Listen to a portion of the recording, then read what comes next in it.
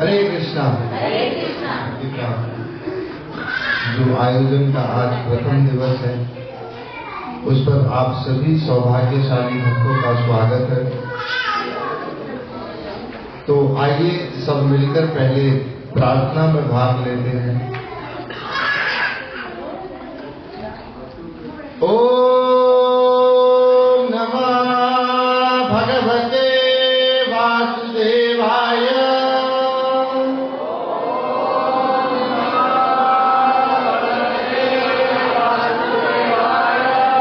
ओम नमः भगवते वासुदेवाय।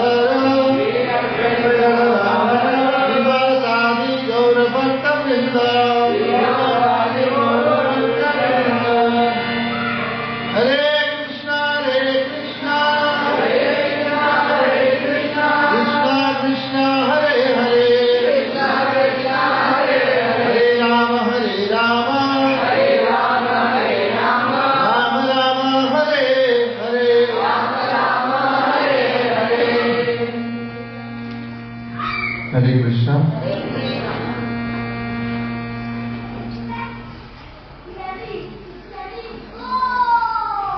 श्रीमद् भागवत महापुराण के इस महा आयोजन, जो महायज्ञ का आयोजन है,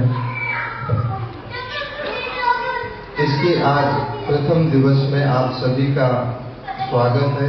ये साप्ताहिक भागवत जो है, अब धारावाह प्रवाह से आप अगले आने वाले 6 दिनों में आप सुनेंगे जो भागवत।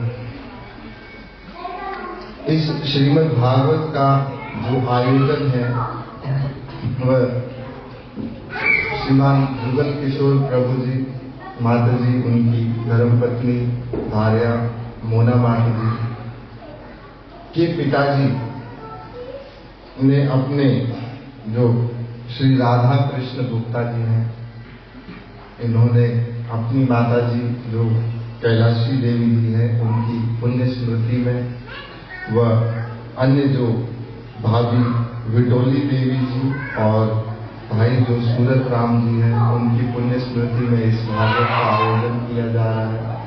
ये तो एक निमित्त है, परंतु भागवत तो भगवान की इच्छा से ही हो पाती है और भगवान की प्रेरणा से ही हो सकती है। तो हम सब यहाँ एकत्रित हुए हैं कृष्ण भावनामृत संघ इस्कॉन के जो भक्तगण भी यहाँ पर आए हुए, प्रजापिबाग के जो जुड़े हुए भक्त हैं उन सभी का भी हम हार्दिक स्वागत करते हैं। जो हमसे वरिष्ठ हैं उनका भी हम स्वागत करते हैं। और इस भागवत का जो हमें प्राप्त होता है, ऐसी भक्ति वेदांत स्वामी श्रीला प्रभुपाद जी की प्रेरणा से, अनुकंपा से, कृपा से इस भागवत को हम समझने के योग्य मन बुद्धि भी बन पाए, तो हम इसके लिए सदा ही उनसे उनके कृतज्ञ रहेंगे और भगवान से इस भागवत के प्रति और इस भागवत की जिस भी इच्छा से इस भागवत की आयोजित किया जा रहा है, हम भगवान से प्रार्थना करेंगे कि आप सभी के वो इच्छाएं और जो भी पुण्य स्मृति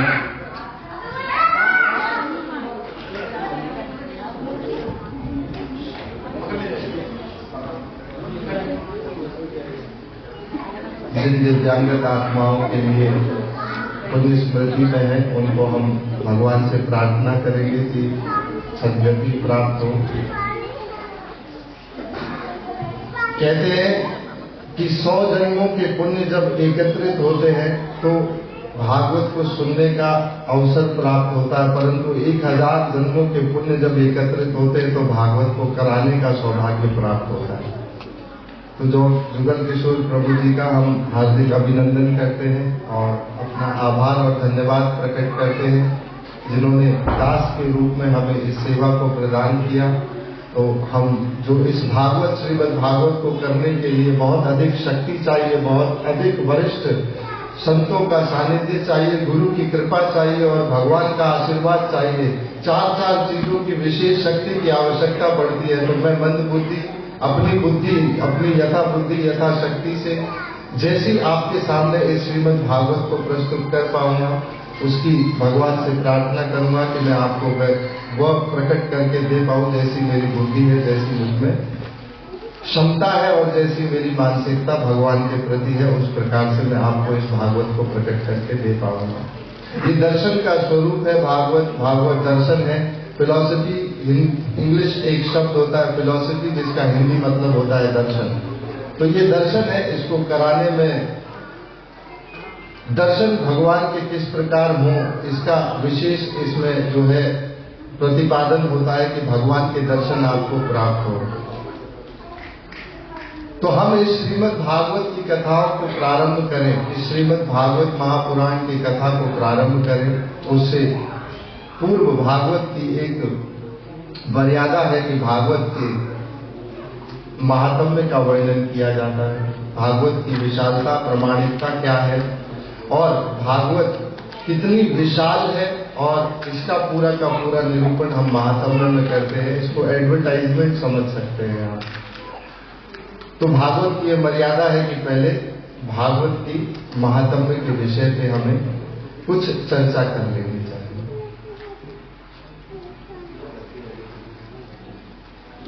देखिए, जो श्रीमद् भागवतम जी जो ग्रंथ रूप हमारे पास उपलब्ध है, ये श्रीमद् भागवतम नैमिषारण्य में चक्र तीर्थ स्थान पर सूत गोस्वामी सुना रहे हैं शौनक आदि ऋषियों को, जो भृगुवंशी ऋषि हैं। ये जो भागवत हमारे पास उपलब्ध भागवत है, ये भृगुवंशी शौनक आदि ऋषि जो भृगु के वंश में आते हैं, जो भृगु परीक्षा के अधिष्ठात्री देवता हैं, ऋषि हैं, उनके वंश में यहाँ के शौनक नाम के ऋषि हुए। और ये शौनक आदि ऋषि जो थे, इन्होंने ये विचार किया कि कलयुग प्रारंभ हो रहा है और इस कलयुग के अवगुणों को देखते हुए, इस कलयुग के बल को देखते हुए उनके मन में ये इच्छा हुई कि हमें प्रवृत्ति मार्ग में जाना नहीं है। हम दीर्घ काल तक कहीं बैठकर इस कलयुग के अवगुणों को, इस कलयुग के दोषों को, इस कलयुग के प्रभाव को कम करने के लिए हम एक दीर्घ काल तक यज्ञ करने का, आयोजन करने का प्रयास करेंगे। तो ये शौनक आदि ऋषियों ने ये प्रयास सोचा कि हम अब प्रवृत्ति मार्ग में न जाने के उद्देश्य न रखते हुए हम इस भागवत जो दीर्घ काल तक है यज्ञ का आयोजन करेंगे। तो ये सारे शौनक आदि ऋषि ऊर्ध्वरेता ऋषि थे। ऊर्ध्वरेता का अर्थ होता है जिसकी प्रोजेनी की शक्ति, संतान उत्पन्न करने की शक्ति, नीचे हाथ होने की वजह ऊपर की ओर उठे और अपने चक्रों के द्वारा, कुछ चक्रों के द्वारा जाकर ऊपर ब्रह्मरंध्र तक अपने जो जीवन का मार्ग है उसको खोजे। तो ऊर्ध्वरेता ऋषि थे सारे के सारे। तो ये ऊर्ध्वरेता ऋषि इकट्ठे होकर विचार किया कि हम अब ये यज्ञ करेंगे, और इस यज्ञ के उद्देश्य से ये सब चले गए कहाँ? भारद्वाज ऋषि के आश्रम पर प्रयागराज में। वहां जाकर उन्होंने इस यज्ञ को करने का आयोजन किया और ये इकट्ठे होना प्रारंभ हुए। 60,000, 70,000, 80,000, 88,000 ऋषि एक साथ एकत्रित हुए, ऊर्ध्वरेता ऋषि, और ये सारे के सारे ऋषि चले गए कहाँ? प्रयागराज भारद्वाज ऋषि के आश्रम पर, और वहां जाकर इन्होंने इस यज्ञ को करना प्रारंभ कर दिया। अब जब कुछ समय हुआ, उन्होंने अपने यज्ञ में जिस प्रकार ये चल रहा था यज्ञ, इसको करते हुए कुछ समय हुआ, कुंभ मेले का समय लगा, बहुत भीड़ होने लगी, यज्ञ में बाधा उत्पन्न होने लगी। जब यज्ञ में बाधा उत्पन्न होने लगी तो उन्होंने ये सोचा कि हम यहाँ से कहीं और आगे की ओर प्रस्थान करेंगे। भारद्वाज ऋषि से प्रार्थना की कि कोई उपाय हो तो आप हमें बताइए। भारद्वाज ऋषि ने कहा, यहाँ के जो आदि देव हैं वो तो वेणी माधव हैं। त्रिवेणी जो है, 3 नदियां इनके, गंगा, यमुना, सरस्वती, पटरानियों के रूप में भगवान माधव के चरणों में बहती है। यहाँ के आदि देव है, आप जाकर भगवान माधव से प्रार्थना कीजिए, वो आपकी अवश्य सहायता करेंगे। ये सारे ऋषि भगवान त्रिवेणी माधव पर पहुंचे हैं, वेणी माधव का दर्शन किया है और भगवान से प्रार्थना की है कि हमें दीर्घ काल तक कलयुग के दोषों को कम करने के लिए, प्रभाव को कम करने के लिए एक यज्ञ का आयोजन करना चाहते हैं, परंतु हमारे पास स्थान नहीं है। हम यहाँ थे परंतु यहाँ ये इस प्रकार से बाधा उत्पन्न हो गई, आप हमारी सहायता कीजिए। तो माधव बहुत प्रसन्न होते हैं जब कोई परोपकार का कार्य करने का विचार करता है। वेणी माधव कहते हैं, आप ये चक्र लीजिए मेरा, आप ये चक्र आगे आगे चलेगा, आप इसके पीछे पीछे चलिएगा, और ये चक्र आगे की ओर चला है, ऋषि पीछे की ओर चले, और चक्र जहाँ पर रुकेगा वहां जाकर आप एक स्थान पर अपना दीर्घ काल तक इस यज्ञ का जो आयोजन है वो करिएगा। अब चक्र आगे चला है, ऋषि पीछे चले हैं। यहाँ लखनऊ से आगे की ओर नैमिषारण्य नामक स्थान पर गोमती नदी के तट, जहाँ गोमती नदी बहती है, वहां पर एक स्थान पर इन्होंने नैमिषारण्य में चक्र तीर्थ नामक स्थान पर ये चक्र रुका और फिर नीचे धरती में अंदर पाताल में चला गया। पानी का वहां स्रोत हो गया और ये सारे ऋषि बैठकर वहां दीर्घ काल तक यज्ञ करने की प्रेरणा से अभी बैठे थे। पहला ही दिन अभी यज्ञ का हुआ है, वहां पर सूत गोस्वामी आते हैं, क्योंकि यज्ञ का एक नियम होता है कि सुबह के समय प्रातः काल में यज्ञ किया जाएगा और संध्या के समय कोई बेकार की बात ना हो, इसीलिए पुराण की कथा कही जाती है। तो पुराण की कथा यज्ञ का सांगोपांग अंग है, एक दूसरे से आवश्यक अंग है। सांगोपांग एक दूसरे के साथ ही अंग है। तो शाम के समय सूत गोस्वामी वहां पर आए। ये सूत गोस्वामी जब यहाँ पर आए तो शौनक आदि ऋषियों ने उनसे प्रणाम किया उनको और कहा कि बहुत से गुरुओं का आपने सानिध्य प्राप्त किया है। सूत गोस्वामी जी, आपने बहुत से गुरुओं का सानिध्य प्राप्त किया है और बड़े स्निग्ध शिष्य की भांति आपने व्यासदेव जी से कृपा प्राप्त की है। आप हमें कृपा करके कुछ भगवान के विषय में कथा सुनाएं। तब शौनक आदि ऋषियों ने यहाँ 6 प्रश्न पूछे हैं और ये 6 प्रश्न इस श्रीमद् भागवतम के फिलर हैं। इन 6 प्रश्नों के उत्तर में 12 स्कंद, 335 अध्याय, 18,000 श्लोक, इन 6 प्रश्नों के उत्तर में दिए गए। तो ये आधारशिला है, फिलर है ये 6 प्रश्न। सब लोगों का सब समय एकांतिक एक ही कल्याण क्या है। सब शास्त्र बहुत है, मतांतर बहुत है, क्या करना चाहिए, क्या नहीं पढ़ना चाहिए, क्या एकमात्र ऐसा साधन है जो क्या होना चाहिए। और भगवान श्री कृष्ण के विषय में हमें बताइए, कृष्ण और बलराम ने पहला जन्म लेकर यहाँ पर ऐसे क्या क्या जो है कार्य किए, ये सब हमें बताइए। तो कृष्ण लीला के विषय में जानना चाहते हैं। और फिर अंत में प्रश्न पूछा है कि जब भगवान श्री कृष्ण स्वधाम चले गए तो धर्म ने किसकी शरण ली? श्री कृष्ण स्वधाम उपगते धर्म कर्म शरणम गता। ये धर्म किसकी शरण में गया? तो ये हो गया पहला जो एक भागवत हमारे पास उपलब्ध भागवत, ये इसके विषय में है जो हमारे पास उपलब्ध है, उसकी ये कथा कही जाती है। अब ये तो हमारे पास उपलब्ध है, परंतु इस भागवत के शौनक आदि ऋषियों को सूत गोस्वामी सुनाएंगे उससे बहुत पहले भी भागवत श्रीमद् भागवत महापुराण भी वेदव्यास जी ने 18वें पुराण के रूप में परिपक्व अवस्था में अपनी भक्ति योग के माध्यम से सबसे अंत में 18वें पुराण की रचना की। परंतु उससे पहले भी 6 अध्यायों में पद्म पुराण में और 4 अध्यायों में स्कंद पुराण में श्रीमद् भागवत के महात्म्य की कथा का वर्णन आता है। और एक जो इसी भागवत में जो महात्म्य की कथा का वर्णन आता है, जो नारद जी ने ज्ञान वैराग्य जो भक्ति के पुत्र हैं उनके उद्धार के लिए सुनाई है। तो अब आपको हम बताएं कि महात्म्य की कथाएं। पहली कथा भगवान श्री कृष्ण के स्वधाम जाने के 30 वर्षों के बाद सुखदेव गोस्वामी जी ने गंगा के तट पर सुखताल नामक स्थान पर परीक्षित महाराज को सुनाई। उसके 200 वर्षों के बाद तकरीबन गोकर्ण ने कथा सुनाई है भाई धुंधकारी के उद्धार के लिए। ये पद्म पुराण के अंतर्गत है। स्कंद पुराण में कथा आती है जो कथा उद्धव जी ने सुनाई है। ब्रज में इस कथा का आयोजन हुआ है। इस कथा के जो यजमान हुए हैं वो स्वयं भगवान श्री कृष्ण के पड़पौत्र वज्रनाभ हुए हैं और सुनने वाली भगवान श्री कृष्ण की पटरानियां, जो 16,100 पटरानियां जिनको अर्जुन लेकर आ रहे थे द्वारका से भगवान के आदेश पर, और रास्ते में कौल भीलों से भी अर्जुन युद्ध हार गए और फिर ये पटरानियां यहाँ पर ब्रज में प्रवेश करती हैं और घूमती हुई यमुना जी से तट पर जो उनका संवाद है उसके अंतर्गत ये कथा वज्रनाभ जी को सुना रहे हैं उद्धव जी स्वयं। भगवान श्री कृष्ण के परम भागवत उद्धव जी इस कथा को सुना रहे हैं। एक कथा कौशिकी संहिता में श्रीमद् भागवत के महात्म्य के अंतर्गत आती है, जिसमें शंकर जी पार्वती माता जी को कथा सुनाते हैं अमर करने के लिए अमरनाथ नामक स्थान पर।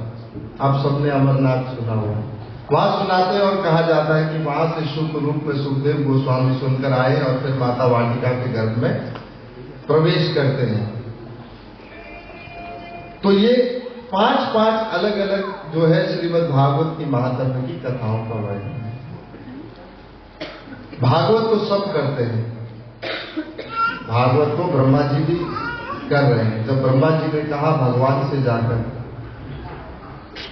कि भगवान मेरी तो जो क्षमता है जो आपने मुझे सेवा दी है वो तो रजोगुण का कार्य है, सृष्टि को करना है, ये सृष्टि को करना तो रजोगुण का कार्य है। तो मेरी स्मृति सदा भगवान आपके श्री चरणों में किस प्रकार लगी रहे। तो भगवान कहते हैं कि आप ब्रह्मा जी भागवत का पाठ कीजिए। तो अपने 7 दिनों तक ब्रह्मा जी इस भागवत को पूरा करते हैं, पढ़कर इसका पाठ करकर ब्रह्मा जी पूरा करते हैं। और ब्रह्मा जी से एक संप्रदाय ही प्रारंभ होता है, ब्रह्म माधव संप्रदाय। माधव आचार्य, श्रीपाद माधव आचार्य जिसके प्रवर्तक आचार्य हैं, ये ब्रह्म माधव संप्रदाय ब्रह्मा जी जो 7 दिनों में अपनी जो भागवत को पूरा करते हैं उससे शंकर जी ने कहा मुझे तो तमोगुण का कार्य करना है, मुझे तो प्रलय का कार्य करना है, संहार का कार्य करना है। तो मेरी स्मृति भगवान आपके श्री चरणों में सदा किस प्रकार लगी रही। भगवान कहते हैं आप भी भागवत का पाठ कीजिए शंकर जी। तो शंकर जी पूरे 1 साल तक पूरे भागवत को पढ़ते हैं। 335 अध्याय है, 365 दिनों में शंकर जी पूरा करते हैं। भागवत को पार्वती माता सुनती है और फिर पार्वती जी माता भागवत सुनाती है शंकर जी को, उन्हें वापस सुनाती है। तो ये शंकर जी से ही एक संप्रदाय ही पूरा प्रारंभ होता है। विष्णु स्वामी जिनके प्रवर्तक आचार्य हुए रुद्र संप्रदाय, ये भागवत पर आधारित संप्रदाय जो शंकर जी भागवत कर रहे हैं। एक संप्रदाय जो जब भगवान विष्णु ने, नारायण ने कहा कि मुझे तो सतोगुण का कार्य करना है, मुझे तो पापी को भी देना है, देवता को भी देना है, मुझे तो देवता को, पापी को, मनुष्य को, जीव को, सबको देना है, तो मेरी स्मृति आपके श्री चरणों में भगवान किस प्रकार लगी रहे। वो कहते हैं आप भी भागवत का पाठ कीजिए। तो विष्णु जी 1 महीना पर्यंत भागवत सुनाते हैं लक्ष्मी जी को, और लक्ष्मी जी पुनः 2 महीने में भागवत पूरी करके विष्णु जी को सुनाती है। एक संप्रदाय, श्री संप्रदाय लक्ष्मी जी से प्रारंभ होता है। रामानुजाचार्य प्रवर्तक आचार्य हुए श्रीपाद रामानुजाचार्य जी, एक संप्रदाय, ये भी भागवत पर आधारित संप्रदाय। फिर सनकादि ऋषियों ने भागवत सुनाई है, निम्बादित्य निम्बार्काचार्य जी को, निम्बार्क संप्रदाय पूरा भागवत पर आधारित संप्रदाय। तो 4 मुख्य सबसे बड़े संप्रदाय, the best sect which we have, the 4th sect, वो चारों ही भागवत पर आधारित संप्रदाय है। तो 4 मुख्य संप्रदाय भागवत पर आधारित संप्रदाय। तो इतनी महानता है इस भागवत की, इतनी विशालता है और इतनी प्रामाणिकता है इस भागवत की। तो अब श्रीमद् भागवत की हम यदि महात्म्य को प्रारंभ करें तो हम, आप जिस महात्म्य के श्रोतागण अनुमति दे उस महात्म्य को हम सबसे पहले करें। हमारी इच्छा सदैव उद्धव जी के जो ब्रज के संवाद है उनकी ही इच्छा होती है हम पहले प्रारंभ करें, जो स्कंद पुराण के 4 अध्यायों के अंतर्गत आते।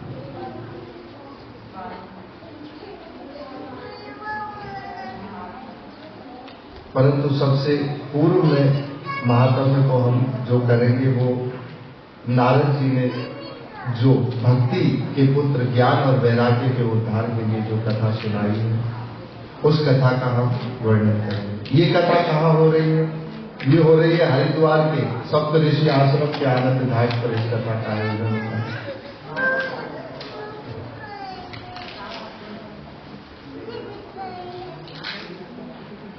नारद जी बहुत से वर्षों का भ्रमण करते हुए घूमते घूमते वृंदावन जब भारतवर्ष में आए, तो नारद जी ने इस भारतवर्ष में आकर ये देखा कि काशी, गया, प्रयाग, हरिद्वार, ऋषिकेश जैसे पुण्य स्थानों पर हर जगह भोग की प्रवृत्ति है, लोभ की प्रवृत्ति है, लूटने की एक दूसरे को प्रवृत्ति है, रजोगुण में एक दूसरे को धक्का देने की प्रवृत्ति है, और कहीं भी भगवान के विषय में कोई कथा, कुछ सत्संग ज्यादा हो नहीं रहा है। हर जगह एक दूसरे को लूटने और लोभ की प्रवृत्ति है। ये तो नारद जी ने 5000 साल पहले देखा, आज भी वही है, कुछ नया नहीं है।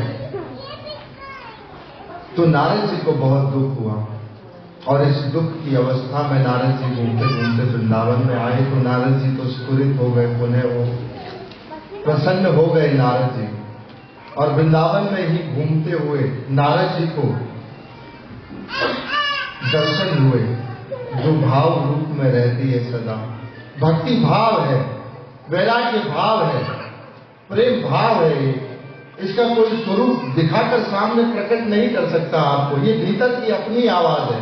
जैसे भीतर का संगीत यदि किसी के बजता हो तो भीतर ही सुनने वाला भी उसको सुनता है और भीतर ही उस पर नृत्य कर लेता है वो। तो ये भीतर की अवस्था है, इसको किसी बाहरी दिखावे की आवश्यकता नहीं है भक्ति को। तो जो भाव रूप में रहती है सदा, वो उसके दर्शन नारद जी को हुए। सामने प्रकट रूप में जब भक्ति आ गई, और भक्ति के साथ में ही 2 वृद्ध लेटे हुए थे अचेत अवस्था में, उठ नहीं पा रहे थे। तो नारद जी ने जब दर्शन किए तो नारद जी तो पहचाने नहीं, और कहा देवी आप कौन हैं? भक्ति महारानी कहती है नारद जी आप मुझे जानते हैं, मैं भक्ति हूं, मेरा प्राकट्य द्रविड़ देश में हुआ है, और मैं कर्नाटक में आई लोगों ने मेरा सम्मान किया, महाराष्ट्र में आई लोगों ने हाथ जोड़कर मुझे नमस्कार किया, मैं गुजरात में गई तो मैं थोड़ी जर्जर हो गई, और फिर पुनः मैं जब वृंदावन में आई घूमते हुए तो मुझे तो पुनः नवयौवन प्राप्त हो गया। परंतु मेरे 2 ये पुत्र जो ज्ञान और वैराग्य है, ये अब दोनों अचेत हो चुके हैं, वृंदावन में तो प्राय वैसे भी ज्ञान वैराग्य का कार्य नहीं है। हम तो विनोद में कभी कहते हैं ज्ञान वैराग्य और कार का तीनों का ही काम नहीं है वृंदावन में। तो ये भक्ति महारानी जब कहती है तो नारद जी कहते हैं भक्ति देवी आप इन्हें अपने पुत्रों को नवयौवन नहीं दे पा रही है। भक्ति महारानी कहती है मैंने बहुत प्रयास किया, अपने जितनी मेरी क्षमता थी, योग्यता थी, मैंने हर प्रयास किया संभव, परंतु अब मैं इन्हें नवयौवन नहीं दे पा रही हूं। और नारद जी मैं आपसे ये कहती हूं कि यदि मेरे ये दो पुत्र ज्ञान और वैराग्य यदि ये पुनः इनको नवयौवन प्राप्त नहीं हुआ नारद जी तो मम भविष्यामि, मैं सागर पार चली जाऊंगी नारद जी, मैं इस भारत भूमि को छोड़कर सागर पार चली जाऊंगी। तब नारद जी कहते यदि मैं नर और नारायण का परम शिष्य नहीं हूं, यदि मैं इस भक्ति के संप्रदाय का प्रचार और प्रसार नहीं करता हूं, तो मैं आपको ये वचन देता हूं भक्ति, मैं आपके इन दोनों पुत्रों को पुनः नवयौवन सुने वापस लूंगा। नारद जी ने प्रयास किया, वेद सुनाए, गीता सुनाई, मंत्र सुनाए, थोड़ा सा उठे, कर्म किया, उठे, हिले, अचे, फिर पुनः उसी अवस्था में चले गए। नारद जी को बहुत दुख हुआ, नारद जी बहुत चिंता में आ गए और ऐसी चिंता की व्यग्रता की अवस्था में नारद जी ने प्रस्थान किया। आगे बद्री का आश्रम में जाकर नर और नारायण से अपने गुरुओं से प्रार्थना की कि भगवान मैं भक्ति से इस प्रकार भेंट कर आ रहा हूं और वो भक्ति को मैं उनके दो पुत्र ज्ञान और वैराग्य है उन दोनों को मैंने नवयौवन देने का वचन दिया है, वो अचेत अवस्था में चले गए हैं, आप कृपा कीजिए मुझ पर। नर और नारायण कहते हैं कि नारद जी आप आगे जाइए, संतों से मार्ग मिलेगा आपको। नारद जी थोड़ा आगे आए हैं, अभी उतर कर बद्री का आश्रम से नीचे अभी बाहर ही निकल कर उतरे हैं, सनक आदि ऋषि दिख जाते हैं। ये चार ब्रह्मा जी के मानसिक पुत्र हैं, सनक, सनंदन, सनत कुमार, सनातन। चारों 5 साल से छोटे बालक रहते हैं, उससे बड़े कभी होते नहीं है, 5 साल से बड़े होते नहीं है। दिशाएं इनकी वस्त्र है, दिगंबर वस्त्र में रहते हैं सदा। ये सनकादि ऋषि बन जाते हैं नारद जी से। और नारद जी कहते हैं कि सनकादि ऋषियों, बड़े भाइयों प्रणाम। सनकादि ऋषि कहते हैं कि नारद जी अरे दुख जिसे देखकर स्वयं मुस्कुराने लगे, कष्ट जिसे देखकर स्वयं आनंदित होने लगे। नारद जी आपकी ऐसी व्यग्रता, आपकी ऐसी अति गत चित्तवित्त व्यक्ति की तरह आप घूम रहे हो, आप इतने दुखी क्यों हो, आपके चेहरे पर उदासी क्यों है? नारद जी कहते हैं मैं इस प्रकार भक्ति से मिलकर आ रहा हूँ, उनके दो पुत्र ज्ञान और वैराग्य को मैं नवयौवन नहीं दे पाया और भगवान से प्रार्थना की। उन्होंने मुझे कहा सनक आदि ऋषियों को आप जाइए, आपको संतों से मार्ग मिलेगा, तो अब आप ही मेरी सहायता कीजिए बड़े भाइयों। तो कहा आपकी क्या वार्तालाप हुई? तो कहा भक्ति से इस प्रकार में मिला। और भक्ति से नारद जी कहते हैं कि भक्ति, अरे भगवान ने मुक्ति आपको दासी के रूप में दे दी है भक्ति, और आपको इतनी शक्ति दे दी है कि आप जिसको चाहें उसके हृदय में गोलोक से गोविंद को लाकर विराजमान कर सकती हैं। आप क्यों अपने पुत्रों को नवयौवन नहीं दे पा रही हैं? तब भक्ति तो निरुत्तर थी, उन्होंने सारे प्रयास किए थे।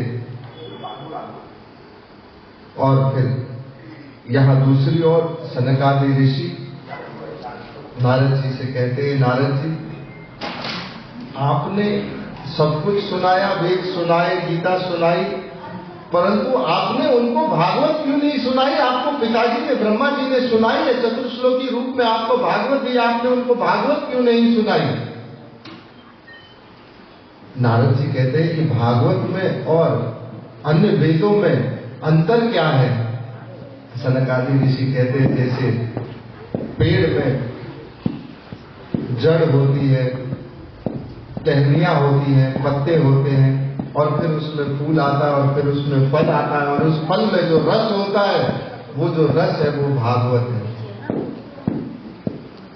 ये भागवत सभी वेदों का जो पका हुआ फल है, रस है, वो भागवत है। निगम कल्पतरो कलितम फलम, ये सभी वेदों का पका हुआ फल है भागवत। और फिर सनकादि ऋषियों से नारद जी पूछते हैं तो इस भागवत को सुनाने से क्या ज्ञान और वैराग्य को पुनः नवयौवन मिलेगा? सनकादि ऋषि कहते हैं बिल्कुल। हर प्रकार का व्यक्ति भागवत को सुनकर अपना उद्धार कर सकता है। तो इस भागवत के विषय में और फिर सनकादि ऋषि ये कहते हैं कि क्यों, क्या आवश्यकता है, नारद जी क्या आवश्यकता है इतने सारे शास्त्रों को पढ़ने की? किम्मा शुद्धा बहुनन शास्त्र, इतने सारे शास्त्रों को सुनने की आपको आवश्यकता है क्या जो ब्रह्म में डाल देते हैं? अरे अकेला एकमात्र भागवत ये अकेला खड़ा हुआ है जो सिंह की तरह दौड़ रहा है मुक्ति देने को। ये अकेला भागवत खड़ा हुआ है यहाँ पर मुक्ति देने के लिए, एक सिंह की तरह दौड़ रहा है। सभी को साइड में रखकर जरूरत क्या है इतने सारे ब्रह्म में डालने वाले शास्त्रों के? ये परम भगवान श्री कृष्ण का प्रेम का, भागवत प्रेम का स्वरूप है, भक्ति का सूचक है, प्रेम का स्वरूप है भागवत अपने आप। तो जरूरत क्या है इतने सारे भागवत आपको सुनने की? और फिर दोबारा इस बात को आगे कहते हैं कि ना गंगा न गया काशी, ना पुष्करम न प्रयागकम, ये सभी तीर्थों का कोई आवश्यकता नहीं है आपको। एक भागवत आप सुन लीजिए, श्रवण कर लीजिए, वो आपके लिए पूर्ण है। उसके अलावा किसी की आवश्यकता नहीं है आपको। ना स्वर्गे न सत्य, न कैलाशे, न वैकुंठे अयम रसा, नास्ति अयम रसा। ये रस भागवत का न स्वर्ग में है, इंद्र के लोक में है, सत्य लोक ब्रह्मा के लोक में भी ये भागवत का रस का जो है रसास्वादन मिलना मुश्किल नहीं मिलता। वैकुंठ में भी इस भागवत रस का हुआ तो भगवान की सिर्फ दास भाव में आप भक्ति कर सकते हैं, सेवा कर सकते हैं। वहां भी इस भागवत को उपलब्ध नहीं है, ये रस भागवत का उपलब्ध नहीं है। न शंकर के लोक में कैलाश में ये भागवत का रस उपलब्ध है। तो कहाँ है ये रस उपलब्ध? कहाँ है ये रस? यही भूमि, इसी धरती पर, इसी पृथ्वी पर उपलब्ध है रस। और किसी जगह ये भागवत का रस उपलब्ध नहीं है। तो आप इसको सुनिए, सुनिए और सुनिए, सिर्फ सुनिए। ये भागवत देखिए 4 प्रकार के विशेष श्रोता होते हैं भागवत को सुनने वाले। विशेष श्रोता होते हैं 4 उच्च कोटि के। नीच कोटि के श्रोताओं की हम बात ही नहीं करते हैं। उच्च कोटि भागवत सुनने कोई बैठा है वो अपने आप में उच्च कोटि का है। नीच कोटि की कोई बात हम करते नहीं है। परंतु उच्च कोटि के 4 श्रोता हैं, स्कंद पुराण के अंदर उद्धव जी बताते हैं। एक मीन श्रोता होते हैं, मीन अर्थात मछली जैसे श्रोता। मीन का मछली कि ये श्रोता ऐसे हैं जो भागवत के इस सागर में सदा डुबकी लगा के अंदर ही रहेंगे। ये बाहर आना नहीं चाहते, जानते हैं इससे बाहर आ गए तो मृत्यु हो जाएगी, अर्थात संसार से पकड़ लेगा। तो ये मीन श्रोता होते हैं। ये कभी भागवत की इस रस से, इस भागवत की कथा के रस से कभी बाहर नहीं आना चाहते। एक श्रोता होते हैं भागवत के जिसको बोलते हैं हंस श्रोता। हंस जैसे होता है। हंस की विशेषता क्या होती है?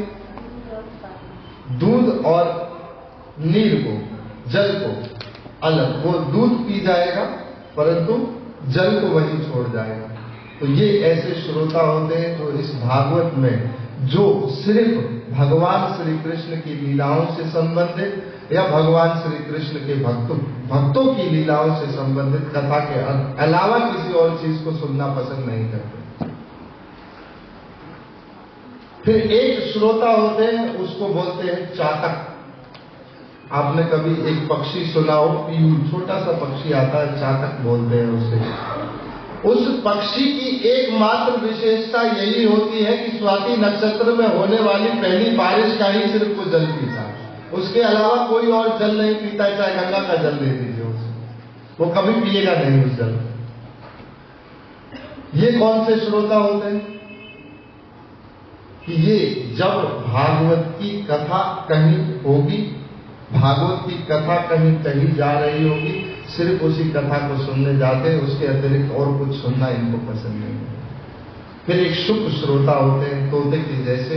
ये इस कथा को यहाँ सुनेंगे और फिर तोते की तरह जाकर इसी कथा को हर किसी को सुनाने का कोशिश करते रहेंगे कि सुनो सुनो सुनो। तो ये शुभ श्रोता होते हैं। ये उच्च कोटि के श्रोताओं में वर्णन आता है। फिर नीच कोटि के भी कुछ श्रोता होते हैं, जिसमें श्रोता होते हैं, सरोता होते हैं और सोता होते हैं। श्रोता आप बैठे हुए, सरोता वक्ता सामने बैठा हुआ कैसा है, कैसा हाव भाव है, क्या बातें कर रहा है, कैसा दिख रहा है, सही बोल रहा है, गलत बोल रहा है। सरोता आकलन करना, विचार करना, अपनी बुद्धि उनकी बुद्धि दोनों को मिलाना, सरोता। सोता की आवश्यकता है नहीं, मैं कथा कर रहा हूं, अवश्य 2-4 सो जाएंगे।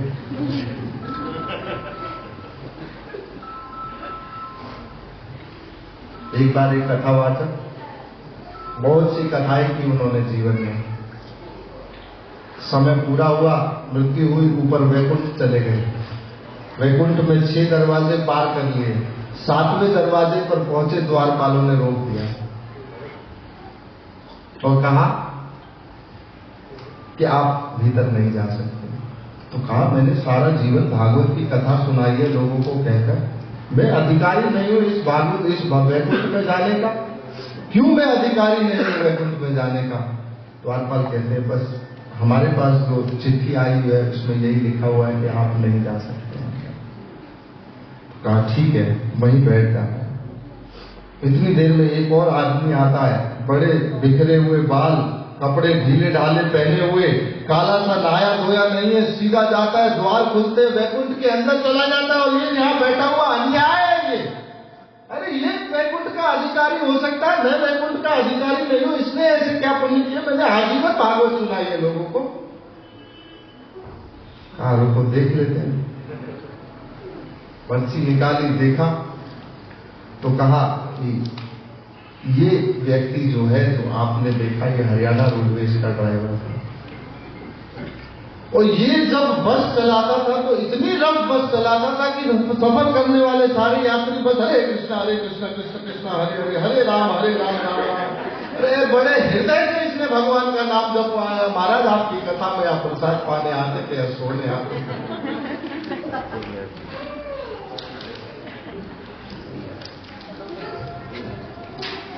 तो ऐसे हम भी जब कभी ऊपर जाए तो वैकुंठ का दरवाजा हमारे लिए खुला रखिएगा आप।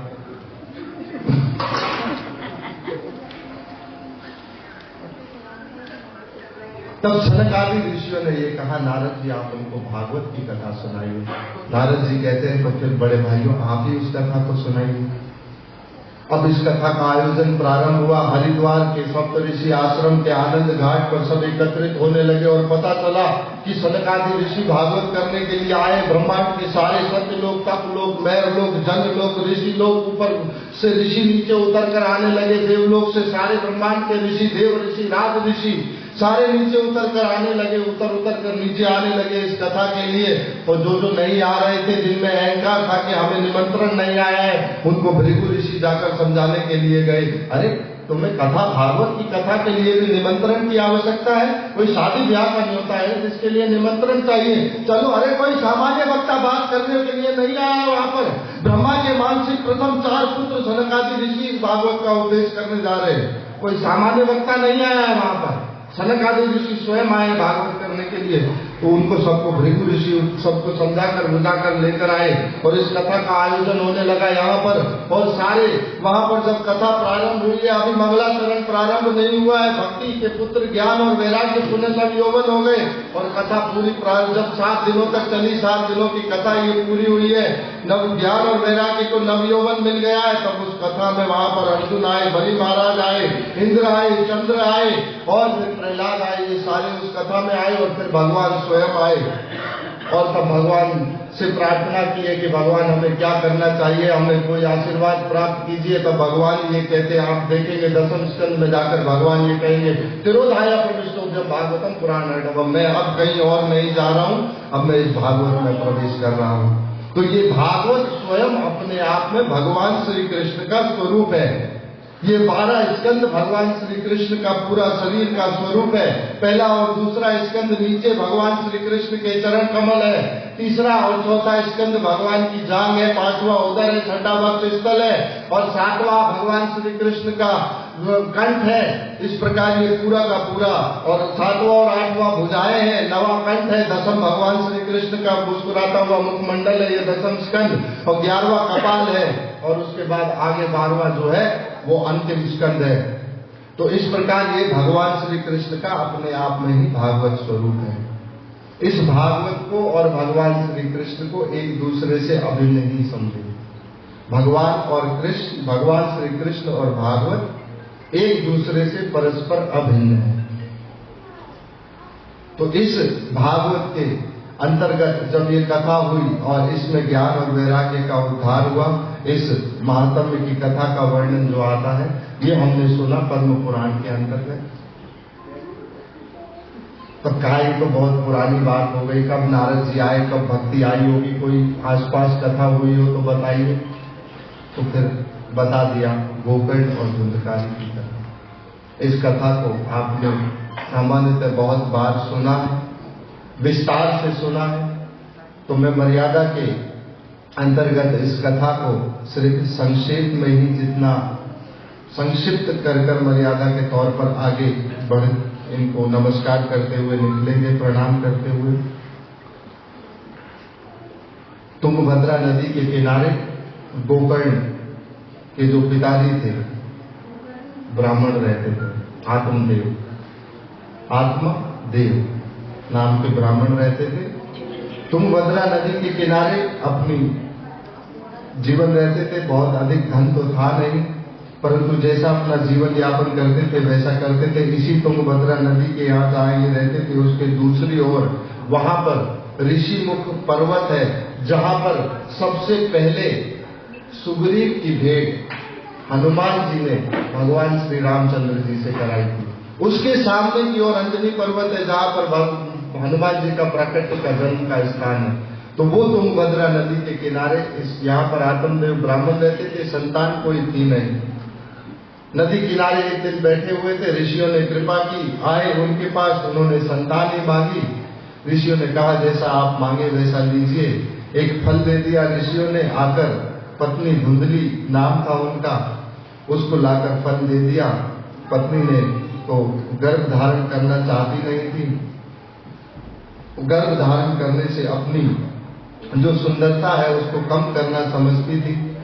हम तो प्राय प्रयास करते नहीं है भागवत की कथा में ये कहने का कि आपको क्या करना चाहिए, क्या नहीं करना चाहिए, क्या पहनना चाहिए, क्या नहीं पहनना चाहिए, कॉलेज में क्या करना चाहिए, स्कूल में कैसे जाना चाहिए। आप जैसे अपना निजी जीवन जीना चाहते हैं वैसे जी सकते हैं। कलयुग में प्रत्येक स्थान व्यक्ति अपनी जीवन की चल रही पिक्चर का हीरो या हीरोइन होता है, उनको समझाने की आवश्यकता है नहीं। समझा के हम उनसे दुश्मन जरूर बन जाते हैं।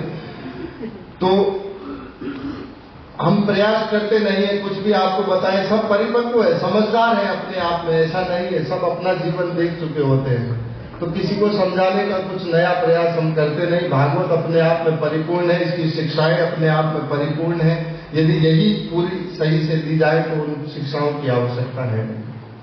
और यदि सिर्फ हमारे समझाने से, बोलने से समझ जाते तो ना तो कभी स्कूल से निकलकर बच्चे चोर बनते, ना आगे सब जो गलत काम होते हैं वो सब होते। ये सब बच्चे को स्कूल में ही बताया जाता है अध्यापकों के द्वारा कि ये सब मत कीजिए।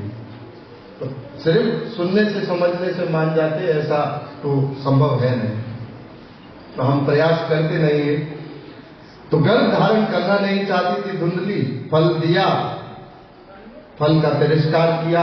गोकर्ण गाय की कोई बांधने का स्थान था, वहां फल को फेंक दिया। अपनी बहन को कहा कि आप कुछ समय गर्भवती आप हैं और मैं गर्भवती होने का एक स्वांग बना देती हूँ, कुछ समय अपने पेट में साड़ियाँ आदि लगाती रहूंगी, समय समय पर बढ़ाती रहूंगी, और आप गर्भवती हैं, जब आपकी संतान हो जाए तो आप मुझे अपनी संतान दे दीजिएगा, मैं इसका पालन कर लूंगी, कुछ धन मैं आपको दे दूंगी। बहन ने हाँ कर दिया। समय अनुसार बहन के यहाँ पुत्र हुआ, इसको धुंधली ने ले लिया। अब पूछा कि क्या नाम रखे इसका। आत्मदेव ने कहा मैं आत्मदेव हूँ, कोई अच्छा नाम इसको देते। कह नहीं, मैं धुंधली, इसका नाम धुंधकारी रखेंगे। अब धुंधकारी अपने नाम के हिसाब से बहुत ही दुर्गुण उसमें सारे रहे धुंधकारी के। और पहले तो माता को बहुत परेशान किया। माता देवी ने तो अपनी कुएं में कूद कर जान दे दी, पिताजी ने घर छोड़ दिया। समय अनुसार क्योंकि गोकर्ण इनके बड़े भाई जिनकी कहानी बाद में आई, उनके समझाने पर ये भी घर छोड़कर चले गए थे। और इस धुंधकारी ने 5-5 वेश्याओं से विवाह किया, 5 वेश्याओं से विवाह कर रहने लगा और चोरी डकैती आदि का सारे कार्य करते थे। ये धुंधकारी इसी तरह से अपना जीवन यापन कर रहे थे। वेश्याओं ने सोचा, राजकोष से एक दिन धन चुरा कर लाए। उन्होंने सोचा कि इसके चक्कर में हमें भी हमारे स्वामी के चक्कर में दंड प्राप्त होगा। तो उन्होंने अपने ही पति को एक गड्ढा खोदकर उसमें नीचे डालकर ऊपर लकड़ियां डालकर आग लगा दी, अपने ही पति को समाप्त कर दिया। और ये 5 वेश्याएं यहाँ से बोलकर चली गई गांव वालों को, हमारा पति परदेश कमाने चला गया है। और ये सब आगे चली गई। और दूसरी ओर वो गोकर्ण, वो जो फल ऋषियों के द्वारा प्राप्त हुआ था, वो फल एक गाय ने खा लिया। और ऋषियों के तेज से जो है फल प्राप्त हुआ था, तो ऋषियों के तेज से प्राप्त हुए फल को गाय ने खाया। शरीर तो मानव जैसा था, परंतु कान जो है वो गाय जैसे थे, तो नाम हो गया गोकर्ण। अब गोकर्ण जी ने प्रयास किया, घर आए गोकर्ण वापस, पता चला इस प्रकार माता का हो गया, इस प्रकार भाई का हो गया। पिताजी से ये कहेंगे कि आप जाइए, अब दशम स्कंद का भागवत का पाठ कीजिए, आप अपना जीवन आके सफल कीजिए। अब ये गोकर्ण घर रहने लगा। एक समय पता चला गया में तो तर्पण कर आया, श्राद्ध तर्पण कर आया अपने भाई का, उन्हें वापस आकर रहने लगा। एक दिन देखा तो उस रात्रि में कभी तो ऊपर हाथी बन रहा है कुछ, और हाथी नीचे आकर वापस घोड़ा बन जा रहा है, घोड़े से कुत्ता बन जा रहा है, कुत्ते से खरगोश बन जा रहा है। ये गोकर्ण ने सोचा हो क्या रहा है, पूछा कौन हो तुम? तो कहा भैया मैं आपका भाई धुंधकारी हूँ और मुझे अब ये प्रेत योनि प्राप्त हो गई है, आप मेरी सहायता कीजिए कोई। गोकर्ण ने कहा मैं आपका गया में तर्पण कर आया हूँ, आप अभी तक यहाँ पर प्रेत योनि में? कहा नहीं भाई, मेरा तो पाप जितने हैं, मेरा उतना पापों के साथ इस गया में मेरा जो है उद्धार संभव नहीं है। आप कोई और कृपा करके मेरे लिए आप कोई और व्यवस्था कीजिए, कृपा करके भाई। गोकर्ण जी ने सोचा कि क्या करना चाहिए। गोकर्ण जी जानते थे, भागवत प्रारंभ से ही जानते थे गोकर्ण जी, परंतु गोकर्ण जी ने प्रार्थना की सूर्य नारायण से, और सूर्य नारायण से कहा कि इस प्रकार है। तो सूर्य नारायण ने कहा कि आप भागवत की कथा का जो है पाठ कीजिए, साप्ताहिक पाठ कीजिए आप, और इसको सुनाइए आपके प्रेत भाई को, इसका उद्धार होगा। अब तो सूर्य नारायण से आज्ञा प्राप्त कर ली थी, तो जिसको भी ज्ञान प्राप्त करना होता है वो सूर्य नारायण के पास जाते हैं। हनुमान जी को ज्ञान प्राप्त करना था, सूर्य नारायण के पास गए। सूर्य नारायण के पास जाकर कहते मुझे ज्ञान प्राप्त करना है गुरुदेव। तो कहते हैं कि ठीक है आप चलिए, परंतु मेरे इस रथ पर 70,000 बालकल्य ऋषि एक समय पर मेरा गुणगान करते हुए चलते हैं। आपके लिए यहाँ पर तो तत्काल में भी सीट उपलब्ध नहीं है हनुमान जी। तो कहा मैं आपके रथ के आगे आगे, घोड़ों के आगे आगे चलूंगा, तब ज्ञान प्राप्त करूंगा। सूर्य नारायण कहते हैं गुरु के सामने पीठ दिखाकर ज्ञान प्राप्त करोगे? हनुमान जी कहते हैं नहीं, उल्टे पांव दौड़कर मैं ज्ञान प्राप्त करूंगा। हनुमान जी ने 1 साल पर्यंत पूरा उल्टे पांव दौड़कर सूर्य नारायण से ज्ञान प्राप्त किया है। ज्ञान जो है सूर्य नारायण से 1 साल पर्यंत उल्टा पूरा चलकर ज्ञान लेकर आए, और गुरु दक्षिणा में ये वचन देकर आए हैं सूर्य नारायण को कि सूर्य नारायण कहते हैं मेरा पुत्र सुग्रीव है, उसका साथ कभी मत छोड़ना हनुमान। तो सुग्रीव का साथ हनुमान जी ने कभी नहीं छोड़ा, ये वचन देकर आए हैं गुरु दक्षिणा में। तो हनुमान जी ने भी सूर्य नारायण से, तो ये गोकर्ण ने जब सूर्य नारायण से आज्ञा प्राप्त की, 7 डंडे लगाए। पहले बांस के डंडे में गोकर्ण प्रवेश किया। पहले दिन पहला डंडा, दूसरे दिन तीसरा, चौथा, पांचवा, छठा, सातवां, और देव रूप में धुंधकारी निकल कर बाहर आया और वैकुंठ के विमान में जाने लगा। तो जब गोकर्ण ने कहा ये एक अकेला विमान क्यों आया है, कथा तो यहाँ पर हजारों लोग सुन रहे थे, ये तो संभवतः ठीक चीज नहीं है। तो कहा नहीं, तो फिर दोबारा एक कथा का आयोजन किया, और जैसे श्री रामचंद्र जी सरयू के रास्ते अपने सारे अयोध्या वासियों को साथ लेकर गए थे, ऐसे गोकर्ण सभी को भागवत की इस कथा के द्वारा सभी को वैकुंठ का दर्शन जो है प्राप्त कराया। तो इस प्रकार गोकर्ण और धुंधकारी की जो ये कथा है, ये दूसरी कथा है जो वर्णन आता है पद्म पुराण के अंतर्गत। अब एक कथा स्कंद पुराण में आती है, ये अंत के 4 अध्यायों में इस कथा का वर्णन है स्कंद पुराण में। और इस कथा को करने वाले कौन है? उद्धव जी। सुनने वाले हमने आपको बताया भगवान श्री कृष्ण की पटरानियां, और यजमान स्वयं भगवान श्री कृष्ण के पड़पोत्र वज्रनाभ। कथा कहाँ हो रही है?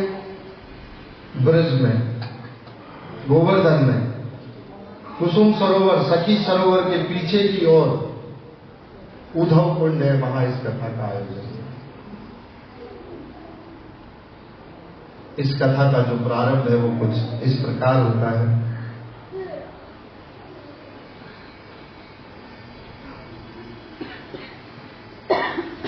पांचों पांडव जब परीक्षित महाराज को राज शासन देकर आगे भगवत धाम के लिए जब प्रस्थान कर दिया, जब उन्होंने सुना कि भगवान श्री कृष्ण अब इस धराधाम पर नहीं रहे हैं, तो पांडवों ने उसी समय अपना सारे मुकुट उतारकर आगे की ओर चले गए और कृपाचार्य से कहा कि परीक्षित महाराज को जो है राज तिलक कर दीजिए। परीक्षित महाराज को राज तिलक किया गया और परीक्षित महाराज ने ब्रजराज, ये जो ब्रज क्षेत्र है ब्रज का, इस ब्रज क्षेत्र का जो राजा है वो घोषित किया वज्रनाभ जी को। तो ब्रजराज पद पर घोषित हो गए वज्रनाभ जी। अब वज्रनाभ जी और परीक्षित महाराज दोनों को, परीक्षित महाराज वज्रनाभ जी को अपना राज शासन में ब्रज में लेके आए और ब्रज में लाकर वृंदावन में कहा कि ये वज्रनाभ जी आपका अब राज शासन का पूरा क्षेत्र है, यहाँ आपको राज शासन करना है आगे। तो वज्रनाभ जी कहते हैं परंतु मैं शासन तो अवश्य करूंगा, परंतु यहाँ पर प्रजा भी तो होनी चाहिए कोई, यहाँ प्रजा तो कोई है ही नहीं। परीक्षित महाराज कहते हैं हम उसकी व्यवस्था भी करेंगे, हम धन की भी आपको व्यवस्था कर देंगे, आप यहाँ पर राज शासन कीजिए। परंतु परीक्षित महाराज से वही वज्रनाभ कहते हैं कि प्रजा तो यहाँ कोई है नहीं। दोनों परीक्षित महाराज और वज्रनाभ एक साथ हैं। दोनों ने दूर यमुना पुली पर एक छोटी सी कुटिया देखी और उस कुटिया की में जब अंदर प्रवेश किया तो वहां ऋषि शांडिल्य देखा। अब ऋषि शांडिल्य को जब देखा, नंद बाबा के पुरोहित ऋषि शांडिल्य दर्शन किए परीक्षित महाराज ने और वज्रनाभ जी ने, और कहा कि मैंने, परीक्षित कहते हैं कि मैंने वज्रनाभ जी को ब्रजराज पद पर घोषित कर दिया, अब ये आगे राज शासन करेंगे। परंतु ऋषि शांडिल्य ये कहते हैं कि यहाँ पर प्रजा नहीं है, क्षत्रिय है, स्वयं व्यवस्था कर सकते हैं बाकी सारे बाहुबल से अपनी, परंतु प्रजा की व्यवस्था कैसे कर दे।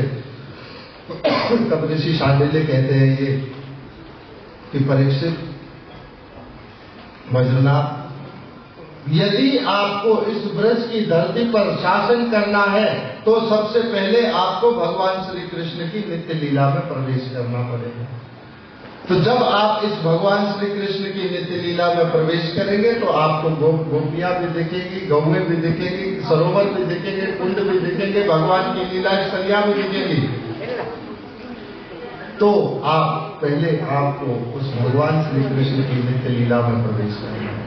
भगवान श्री 2 प्रकार की लीला करते हैं, एक व्यवहारिक लीला करते हैं, एक वास्तविक लीला करते हैं। एक प्रकट लीला, एक अप्रकट लीला। तो प्रकट लीला भगवान की सृष्टि लीला है, जो व्यवहारिक लीला है भगवान की सृष्टि लीला। जब भगवान में काम का उदय भगवान स्वयं में करते तब ये सृष्टि हो पाती है। भगवान का एक नाम स्वयं में अपने आप में ही आत्म काम है, परंतु जब सृष्टि ये करनी होती है तो भगवान को अपने भीतर काम का होता है। जब सृष्टि का पूरा निरूपण होगा 3रे स्कंद में, तब हम इसका और अच्छे से विस्तार कर बताने का प्रयास करेंगे। तो ये भगवान में जब काम का उदय होता है तो सृष्टि होती है।